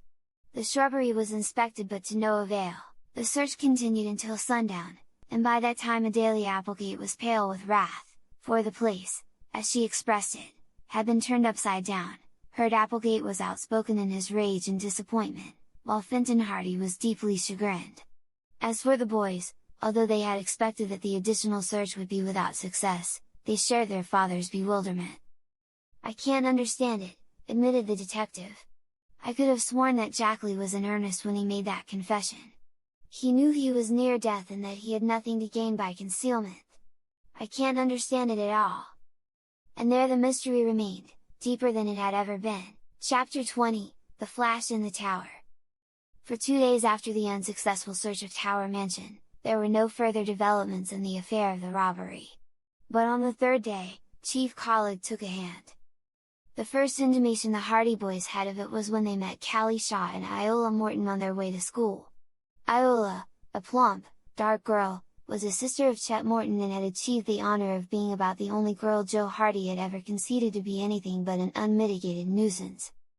Joe, who was shy in the presence of girls, professed a lofty scorn for all members of the other sex, particularly those of high school age, but had once grudgingly admitted that Iola Morton was alright, for a girl. This, from him, was high praise. "Have you heard what's happened?"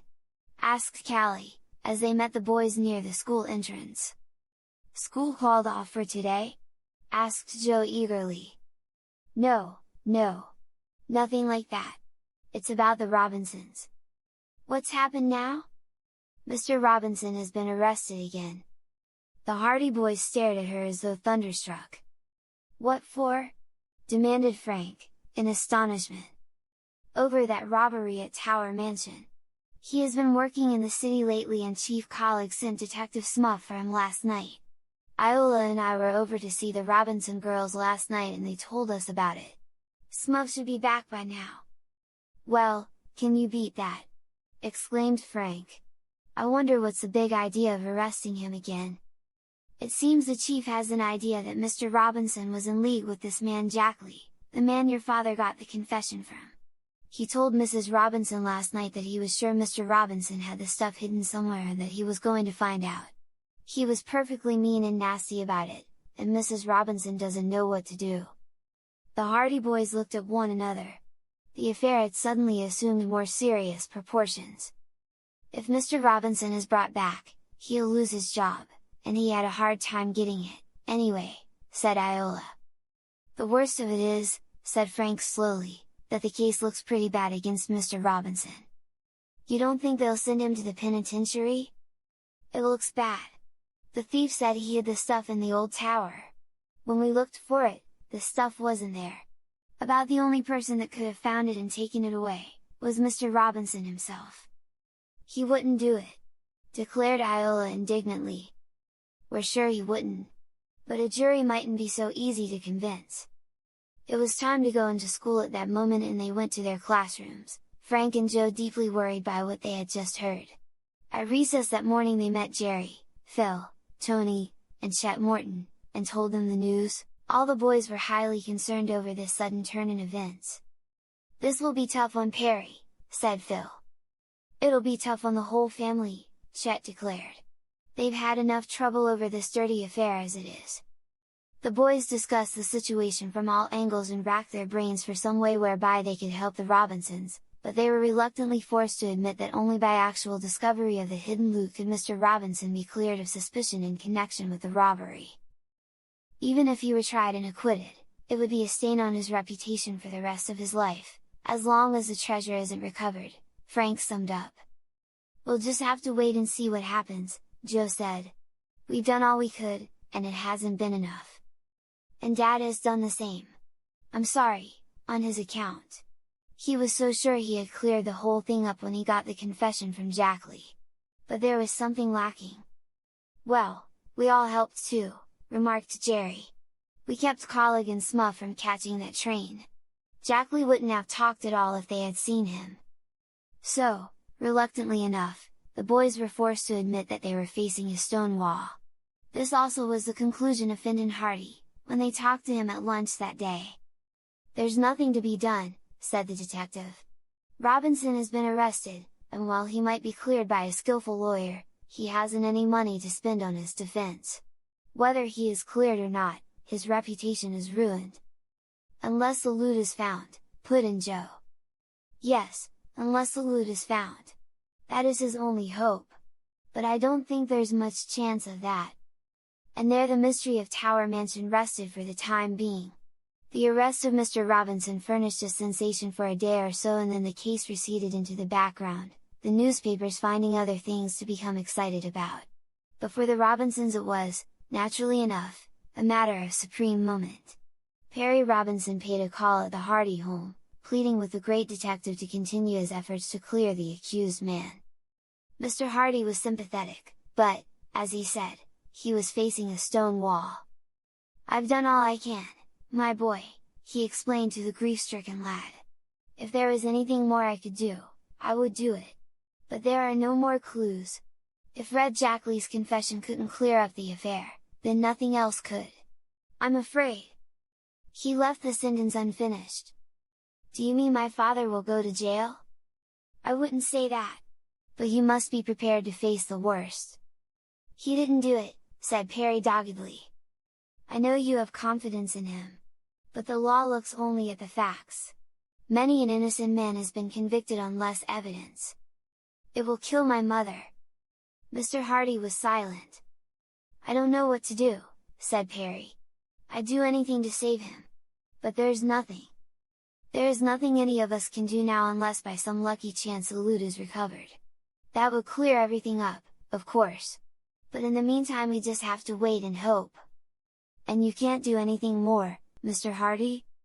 "A detective is not a miracle man, my boy," said Fintan Hardy kindly.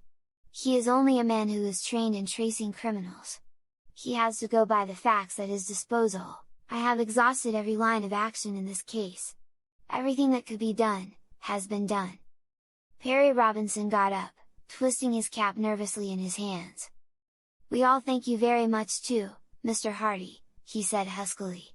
"Don't think I've been ungrateful by coming here and asking you to do more. I guess I didn't realize just how hopeless it is."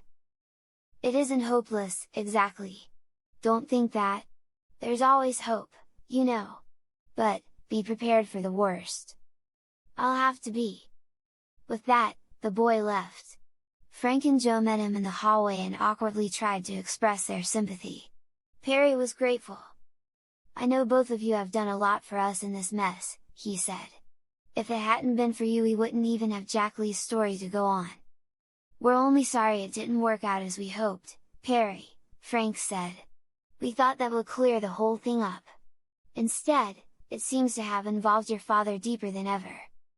It wasn't your fault. Perhaps something will turn up yet. Joe and I aren't going to lie down on the job now.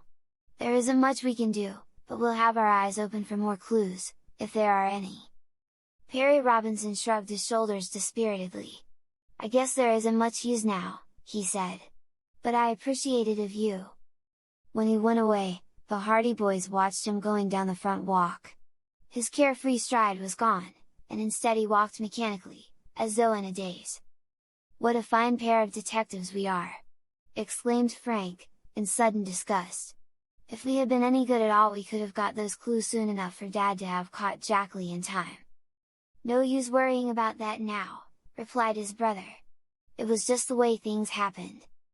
Well, there's one thing left. We must find that loot." "Haven't we tried?" "Yes, but we can try some more. We just got to clear Mr. Robinson. And there's only the one way. We must find the loot." It was a dull, gloomy day, indicative of rain, and this did not add to the boys' spirits. To ease their feelings the brothers took a walk, and quite unconsciously their steps took them in the vicinity of Tower Mansion. "Let's have a squint at the old place from the outside," suggested Joe. "Don't let Adelia see you, or she'll come after you with a broomstick," chuckled Frank. "Gee, but she's a tartar!" They walked into the grounds.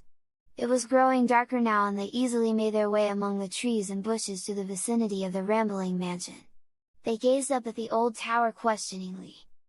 "Some puzzle," was Frank's comment. "Will the case of the tower treasure ever be solved?" "Search me!" was his brother's slangy answer. "Perhaps. Oh, Frank, look!" he added suddenly. He was gazing at the upper windows of the old stone tower. He had seen a strange flash of light. Now this flash was followed by another. "That's queer," muttered Frank. "What can it mean?" The light disappeared, then of a sudden it flashed out and downward in the direction of the lads. "Must be looking for us!" gasped Joe, and started to get behind a bush. "It's Adelia, and she has a big flashlight," came, a moment later, from Frank. "What do you know about that?" "She's looking for the treasure herself!" cried Joe. "Huh! And after all she said about our looking being nothing but foolishness!"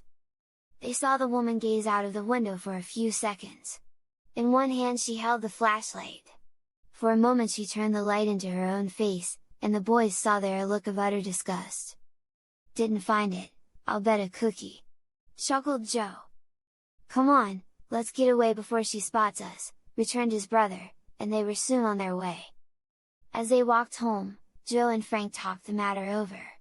They smiled when they thought of the eccentric woman up in that dusty old tower, but their minds soon went back to Slim and the troubles of the Robinson family. "We've got to find that loot!" declared Frank emphatically. "No matter where that tower treasure is, we've got to find it." "Got to, but can we?" "We simply have to, I tell you!" Chapter 21, A New Idea. A week passed, and still the loot was not recovered. Mr. Robinson had been held for trial at an early court session. The general opinion in Bayport was that he would be sentenced to imprisonment. The fact that he still refused to tell where he had got the $900 so near the time of the robbery, weighed heavily against him. Fenton Hardy was downcast. It was the first case of its kind that he had been unsuccessful in solving completely, and although he was satisfied that he had done good work in tracking down Red Jack Lee and getting the confession, the result had scarcely been worth the effort. Chief Colleague and Detective Smuff were complacent.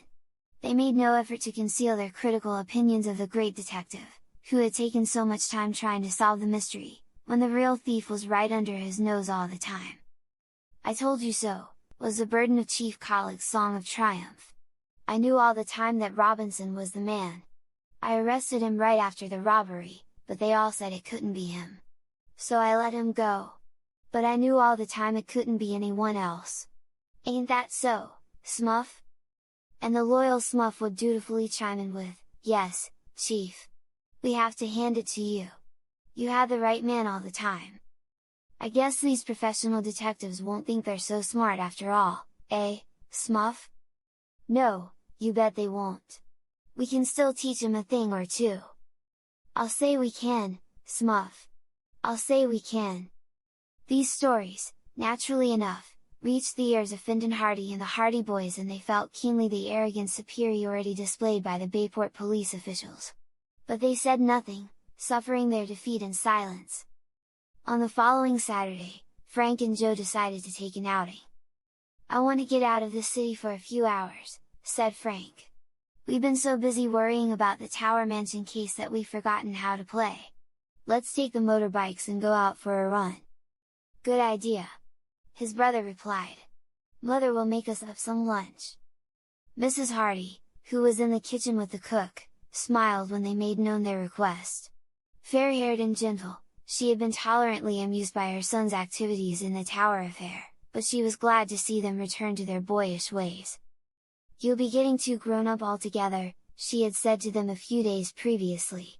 And now, when they said they were going on a day's outing with the motorcycles, she hastened to prepare a substantial lunch for them. "We'll be back in time for supper, Mother," Frank promised. "We're just going to follow the highway along the railroad. After that we may cut across country to Chet's place, and then home." "Take care of yourself," she warned. "No speeding, we'll be careful," they promised, as Joe stowed the lunch basket on the carrier of his machine. Then, with a sputtering roar, the motorcycles sped out along the driveway and soon the boys were on the concrete highway leading out of the city. In a short time they had reached the outskirts of Bayport, and then they turned west onto the state highway that ran parallel to the railway tracks. It was a bright, sunny spring morning, and the highway was not congested with traffic. Freight trains shunted back and forth on the railway tracks below the embankment, and now and then a passenger train steamed by, trailing a cloud of black smoke. Like most boys, Frank and Joe could not help but feel the fascination of the railway, although they admitted that they preferred the comparative freedom of their own motorcycles, which were not bound to follow the steel rails and did not have to obey the beck and call of dispatchers. Out in the open country they put on a little more speed. The highway was like a city pavement beneath them and the cool breeze stung the color into their cheeks. For more than 2 hours they rode, passing through villages and small towns, until at last they came to a point where another railway intersected the line they had been following. Here, a road also ran parallel to the tracks, branching off the main highway.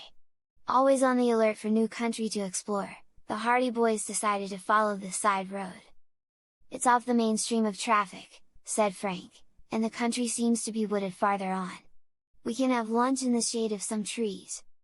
This appeared to be an advantage, for there were no trees along the state road, and the constant stream of vehicles made a roadside lunch something of a public affair. Accordingly, the boys turned their motorcycles down the side road which, although it was not paved, was well graded, and led through a quieter countryside. "What railroad is this, anyway?" asked Frank, as they sped along. "The Bayport and Coast Line. It's mostly freight." "The Bayport and Coast? Why, that's the railway that Red Jackley used to work for. Don't you remember Dad telling us that? His first crime was stealing freight from the road." "So he did. I'd forgotten all about it." The boys looked down at the tracks below the embankment with renewed interest, by virtue of the railway's association with the notorious criminal. Mention of Jackley's name revived recollections of the Tower Mansion case, and when the boys finally decided to stop in the shade of a little grove of trees beside the road for lunch, they reviewed every incident of the mysterious affair. "It would have been better for everyone if Jackley had stayed with the railway," Frank observed, as he bit into a thick roast beef sandwich. "He sure caused a lot of trouble before he died. And he has caused even more since, by the looks of things. The Robinsons will remember his name for a long time to come." "I wonder if Mr. Robinson really was in league with him, Frank?" "I don't think so. And I don't believe Mr. Robinson ever found that treasure after the robbery, either. There is some explanation to this whole affair that none has been able to fathom. If I remember rightly, it was in this part of the country that Jackley worked." "That's what Dad told us. He said it was along the right-of-way near the state road. Jackley was a section hand or signalman, or something." Both boys gazed down the 2 lines of railway tracks that gleamed in the sun. Far into the distance, the glittering bands of steel extended, vanishing into a common perspective. The land along the right-of-way was thickly wooded.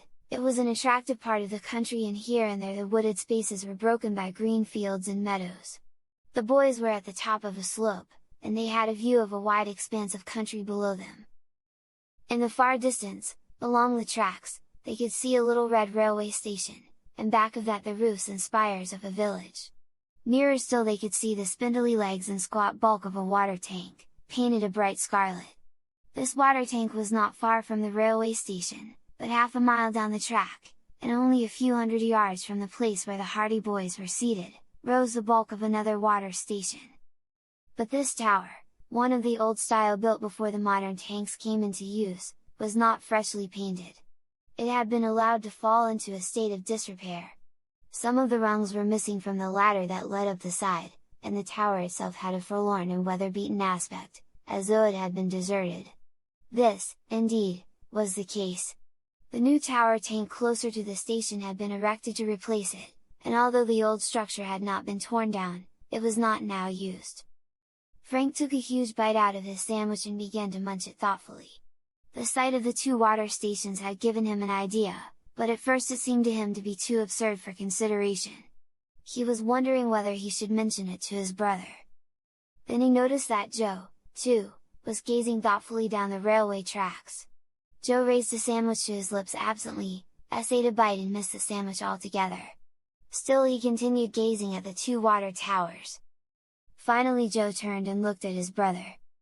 In the eyes of both was the light of a great discovery. They knew that they were both thinking of the same thing. "Two water towers," said Frank slowly. "An old one and a new one." And Jackley said, "He hid the stuff in the old tower. He was a railwayman." "Why not?" shouted Joe, springing to his feet. "Why couldn't it have been the old water tower? He used to work around here." "He didn't say the old tower of Tower Mansion, after all. He just said the old tower." "Frank, I believe we've stumbled on the clue. It would be the natural thing for him to come to his old haunts after the robbery. And if he found he couldn't get away with this stuff he would hide it somewhere he knew. The old water tower. Why didn't we think of it before, Joe? Why, that must be the place." Chapter 22, The Search. Lunch, motorcycles, everything else was forgotten. With a wild yell of delight, Frank began to scurry down the embankment that flanked the right-of-way. At his heels ran Joe. They raced down the grassy slope until they came to the wire fence. They scrambled over it, heedless of tearing their clothes. They dashed up onto the cinder path beside the rails. "What if we're wrong, Frank?" panted Joe. "We can't be wrong. I just know that's what Jackley meant. The old tower. It was the old water tower he meant all along. He didn't have time to explain." The Hardy Boys were tingling with excitement. It seemed that they could never reach the water tower. They dashed along the cinder path with all the speed at their command, but the tower still seemed a long distance away. "If only we have stumbled on the secret after all, Joe! It'll clear Mr. Robinson! We'll get the reward! Dad'll be proud of us!" These thoughts gave them new strength and their hopes were high as they neared the tower. The structure reared gloomily from beside the tracks. At close quarters it was even more decrepit, even more in a state of disrepair than they had imagined. The old tower had been abandoned for some time in favor of the new tank nearer the station. It sagged perilously. The ladder that led to the top lacked so many rungs that at first the boys feared they would be unable to ascend. "If Jackley got up this ladder, we can do the same," said Frank, as he stopped, panting, at the bottom. "Let's go!" He began to scramble up the flimsy ladder. Hardly had he ascended 4 rungs than there came an alarming crack. "Look out!" Frank clung to the rung above, just as a rung snapped beneath his weight. He hung in midair for a moment, then drew up his feet and placed them on the next rung. This proved firmer, and he was able to go on. "Don't break 'em all," called Joe. "I want to be in on this." Frank continued up the ladder. Occasionally, when he came to a place where a rung had broken off, he was obliged to haul himself upward by main force, but finally he neared the top. The ladder ran up along the side of the tank to the very top of the great, vat-like receptacle, and there it led to a trapdoor. The Hardy Boys did not look down. They were high above the ground now, and the old water tower was swaying alarmingly. They began to realize their peril, for the tower was old and liable to topple over with them. But the thought did not serve to restrain them, and at last Frank scrambled over the last rung and found himself on the upper surface of the tower. He turned around and helped Joe over. Far below them lay the countryside, the green fields laid out in neat patterns, the roads in the distance like white ribbons, and the railway tracks glistening in the sunlight. The wind seemed much stronger on top of the tower, and it whistled about their ears. The flimsy structure swayed to and fro with every movement they made. The trapdoor was closed. Frank went over to it and tugged at it, but the timber was heavy and Joe was obliged to help him. Between the two, however, they managed to raise it, revealing a dark gap that led into the recesses of the abandoned water tower. The upper part of the tank was a space about 4 feet in depth and separated from the lower, or main portion by a thick floor. Frank lowered himself through the opening, and he was quickly followed by his brother. They crouched down below the roof of the tank and peered about them in the obscurity. "It must be in here. There's no other place he could have hidden the stuff," said Frank. "Let's hunt for it, then. I wish we had brought our flashlights." Frank, however, had matches. Cautiously, he lit one. Then, crawling on hands and knees, he advanced into the darkness of the tower. In the faint glow of the match they saw that the place was half filled with rubbish. There was a quantity of old lumber, miscellaneous bits of iron, battered tin pails, crowbars, and other things piled up pell-mell in all parts of the tower. But there was no sign of hidden loot. "It must be here somewhere," declared Joe doggedly. "He wouldn't leave it out in the open. Probably it's in behind all this junk." Frank held the match. They had to be careful, for the place was as dry as tinder and any negligence might have made the whole place a mass of flame from which there would have been no escape. In the glow, then, Joe searched frantically, casting the old pails and the old bits of board and lumber aside with reckless abandon. One entire side of the tower top was searched without result. Then, on the far side, they spied a number of boards piled up in a peculiar manner. They did not look as though they had been flung or carelessly or accidentally, but rather as though they had been placed to hide something. Like a terrier after a bone, Joe made for it. Frantically, he tore away the boards. There, in a neat little hiding place formed by the wood, lay a bag. It was an ordinary gunny sack, but when Joe dragged it forth he knew at once that their search had ended. "We've found it!" he exulted. "The tower treasure! This must be it!" Joe dragged the gunny sack out into the light beneath the trapdoor. They did not even wait to go out on top of the water tower. "Hurry!" exclaimed Frank, as with trembling fingers Joe began to open the sack. It was tied with a piece of twine, and Joe tugged at the stubborn knots. At last, however, the twine fell away, and the bag sagged open. Joe plunged his hand into the recesses of the sack and he first withdrew an old-fashioned bracelet of precious stones. "Jewelry! How about the bonds?" Again Joe groped into the sack. His fingers encountered a bulky packet. He withdrew it and the packet proved to be comprised of long, imposing-looking documents, held together by a rubber band. On the surface of the outer document, when they held it up to the light, they read the information that it was a negotiable bond for $5,000 issued by the city of Bayport. "That settles it," said Frank. "We've found the treasure." The boys looked at one another in triumph. Jackley wasn't lying after all. He did hide this stuff in the old tower. And Mr. Robinson wasn't in league with him and didn't find it after it was hidden, ruminated Joe. "We can clear up the whole affair now." "Let's start, then!" Frank exclaimed. "No use sitting here all day patting ourselves on the back. It's up to us to get right back to Bayport and turn this treasure over to the Applegates."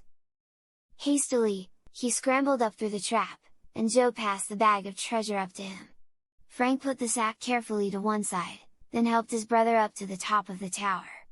After that he tied the treasure sack to his belt, in order that he might have the full use of his 2 hands in descending the precarious ladder. They were so excited by their momentous discovery, by the knowledge that all the days of fruitless search had now ended, that they descended the ladder at breakneck speed.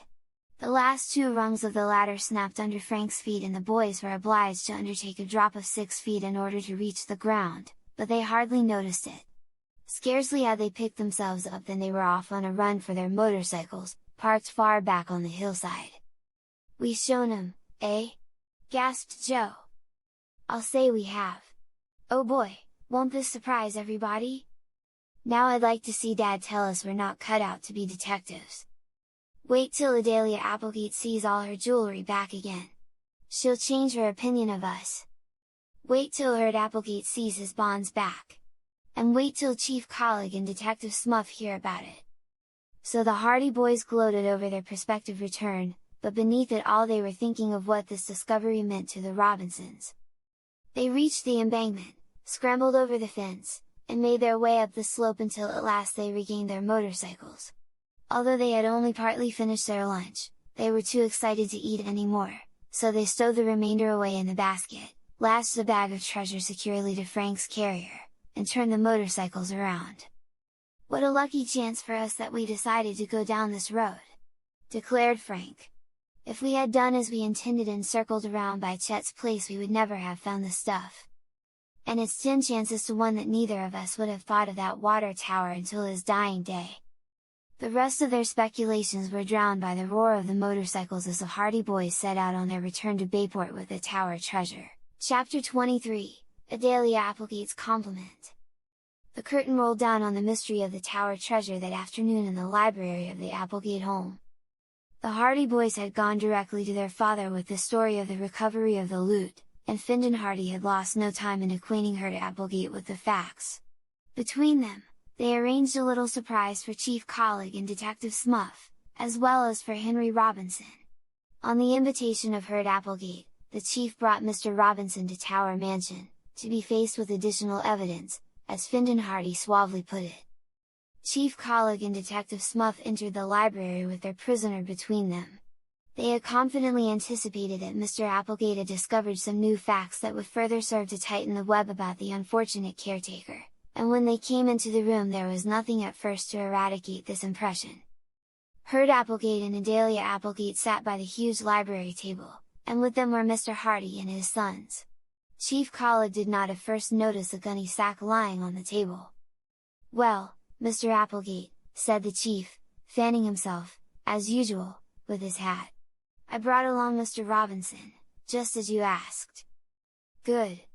As I mentioned to you, there has been some new evidence in this case." "I knew something would turn up," grunted Smuff. "Not that any new evidence is needed, of course," declared the Chief. "We got this fellow dead to rights, as it is. He ain't got a chance in the world. But still, it's just as good to make a real strong case of it." "I'm afraid you don't understand me," went on Herb Applegate. "This new evidence will clear Mr. Robinson. And when he is cleared, I want him back in my employ again." "Huh?" gasped Chief Colleague. "What's that you say?" exclaimed Smuff. "The stolen stuff has been found." "No. Here it is," put in Findon Hardy, getting up and dumping the gunny sack upside down on the table. There was a tinkle and clatter as jewels came rolling out on the table, and then there was a rustle of paper as the packets of bonds followed. "Where was it found?" asked the Chief. "This doesn't clear him. He probably hid it someplace." "The stuff was found just where Jackley said he hid it. In the old tower." "But the old tower was searched high and low." "There is more than one old tower," went on Mr. Hardy. "Only we didn't happen to think of that at the time. It was found in the old water tower, down at the junction, where Jackley used to work." Chief Colleague was speechless with surprise. He gazed at Smuff, whose jaw had dropped in astonishment. "Who found it?" asked Smuff at last. "These two lads," said Mr. Applegate, indicating the Hardy Boys. "They found it this morning." "Them kids?" scoffed Chief Colleague. "I don't believe it." "Well, there's the stuff to prove it," snapped Findon Hardy. "I've got my jewelry back, thanks to them," declared Adelia Applegate shrilly. "They were smarter than the whole pack of you. If it wasn't for them, the stuff would never have been found. And I was the one who didn't want to let them search the old tower and who spoke crossly to them. Why, they're real detectives, both of them." In all the talk and excitement that followed the clearing up of the tower mystery, the Hardy Boys received no compliment that they treasured so much as that remark of Adelia Applegate's. "Well," said Chief Colleague, scratching his head, "I'll be bumped. He looked at Smuff. "I'll be bumped, too," declared Smuff. "This beats all," said the chief. "It does," agreed his faithful satellite. "Shut up!" snapped the chief. "Who asked you to say anything?" "Nobody." "Well, then, keep quiet. A fine detective you are! Why didn't you think of that? The old tower. Of course he meant the old water tower. What else could he have meant? But you wouldn't think of it. Not in 100 years, you wouldn't think of it. What kind of a detective are you, anyway? Here was a case that was as simple as ABC and you couldn't think of it. You let yourself be beat by a couple of boys." Smuff looked properly ashamed of himself, although it was plain that he was struggling with the temptation to ask the chief why he had not thought of the water tower, too. But he stifled the impulse and thereby doubtless saved the chief the trouble of dismissing him for impudence and insubordination. "Yes," said Erd Applegate, "the Hardy Boys recovered the treasure. And I think you will admit that Mr. Robinson is cleared.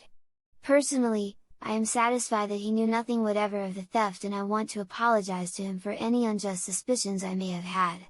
Mr. Robinson, will you let me shake your hand?" Trembling, Henry Robinson stepped forward. His face had been illuminated by a glow of incredulous hope from the moment he learned of the discovery of the loot. "Am I really cleared?"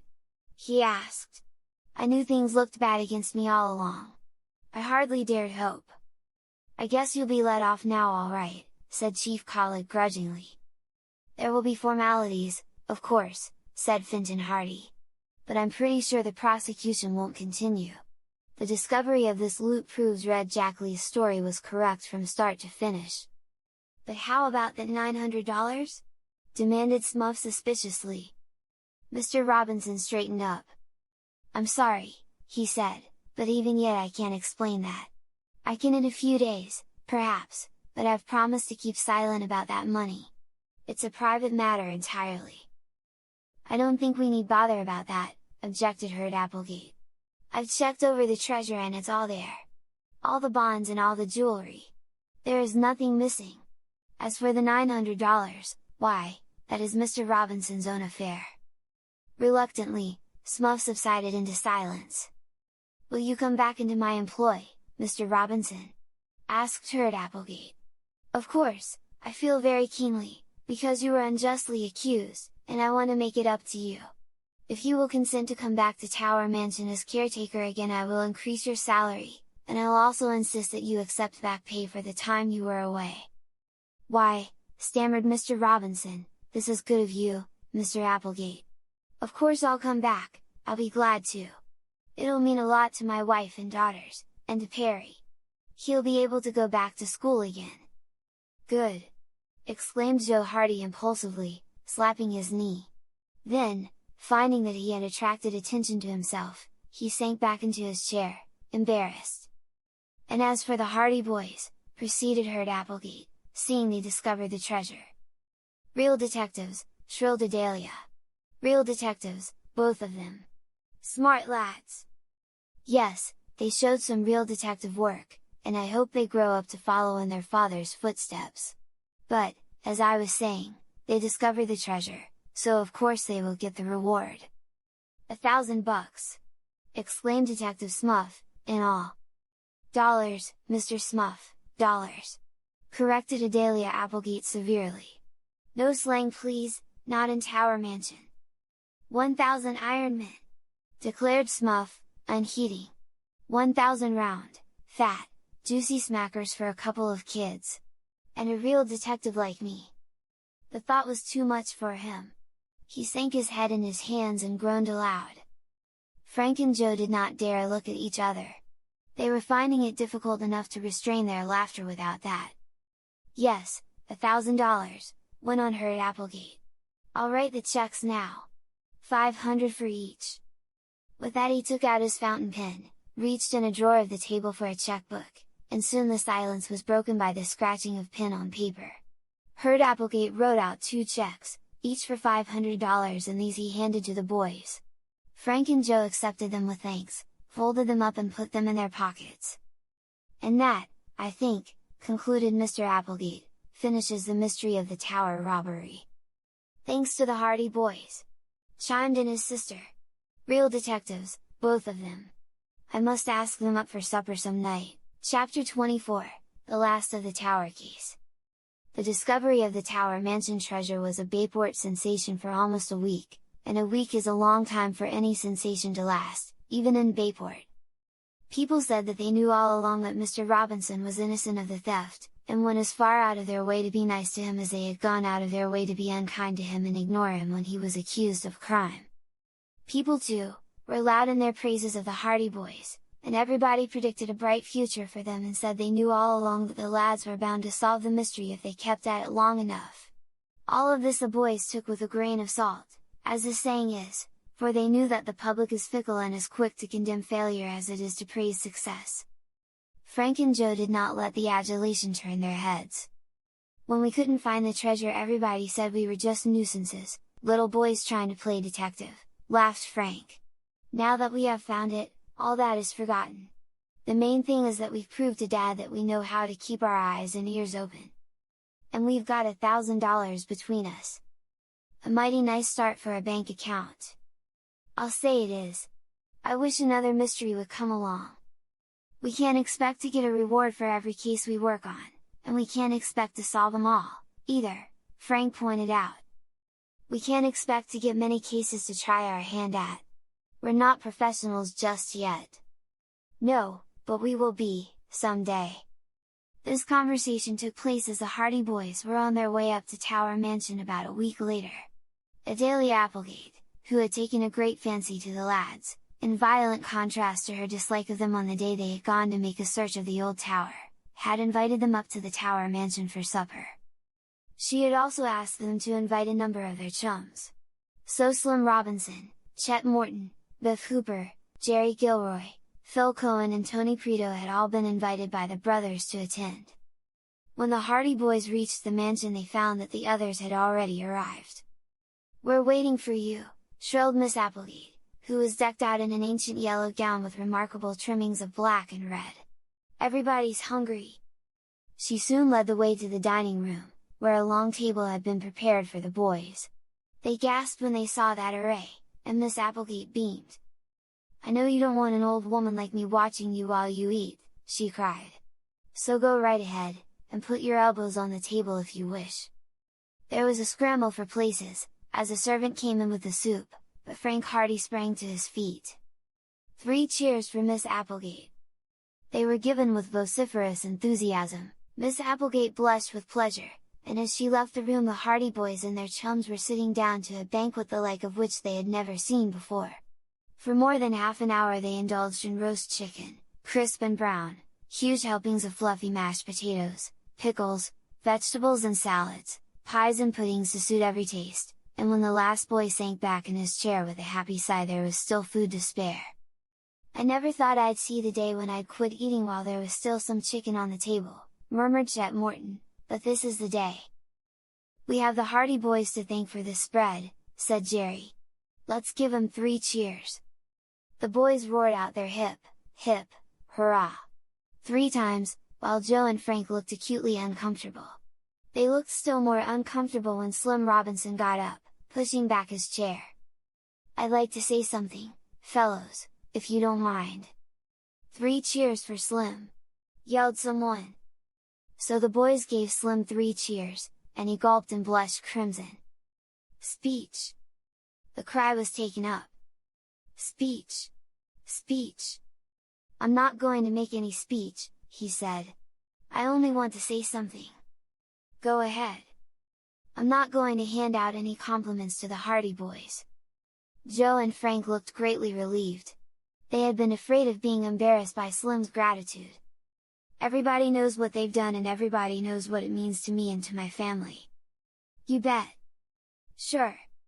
But I just wanted to clear up one point on behalf of my father." 3 cheers for Henry Robinson! He's all right! The 3 cheers for Mr. Robinson were perhaps a little weaker than the others, but that was only because some of the boys were beginning to show slight signs of hoarseness by that time.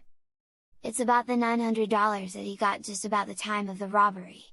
He couldn't explain it at the time and it looked bad against him." "It doesn't matter where he got it," shouted Biff Hooper. I'll bet he got it honestly anyway, and if anyone else says different, just let him come outside." No one else said differently. "Yes, he got it honestly, of course," said Slim. "The money was paid him by a man who owed it to him. But Dad couldn't say anything about it because he promised not to. This man owed 2 other men besides my father, and those debts should have been paid first. He was afraid the others would sue him if they heard he had paid Dad, so he made my father promise to say nothing. And when my dad makes a promise he keeps it." The boys looked at one another. To tell the truth, few of them had thought of the affair of the $900, but now that it was recalled to them they realized that here was the final angle of the Tower Mansion mystery cleared up at last. They cheered Slim to the echo, they pounded on the table with their knives, and when Herb Applegate came in to see what the racket was about they gave him 3 cheers and made him sit at the head of the table. And that ended the affair of Tower Mansion, but it did not end the career of the Hardy Boys as amateur detectives. They were soon to be called on to help solve another mystery, and the story of their adventures in this case will be told in the next volume of this series, entitled The Hardy Boys, The House on the Cliff.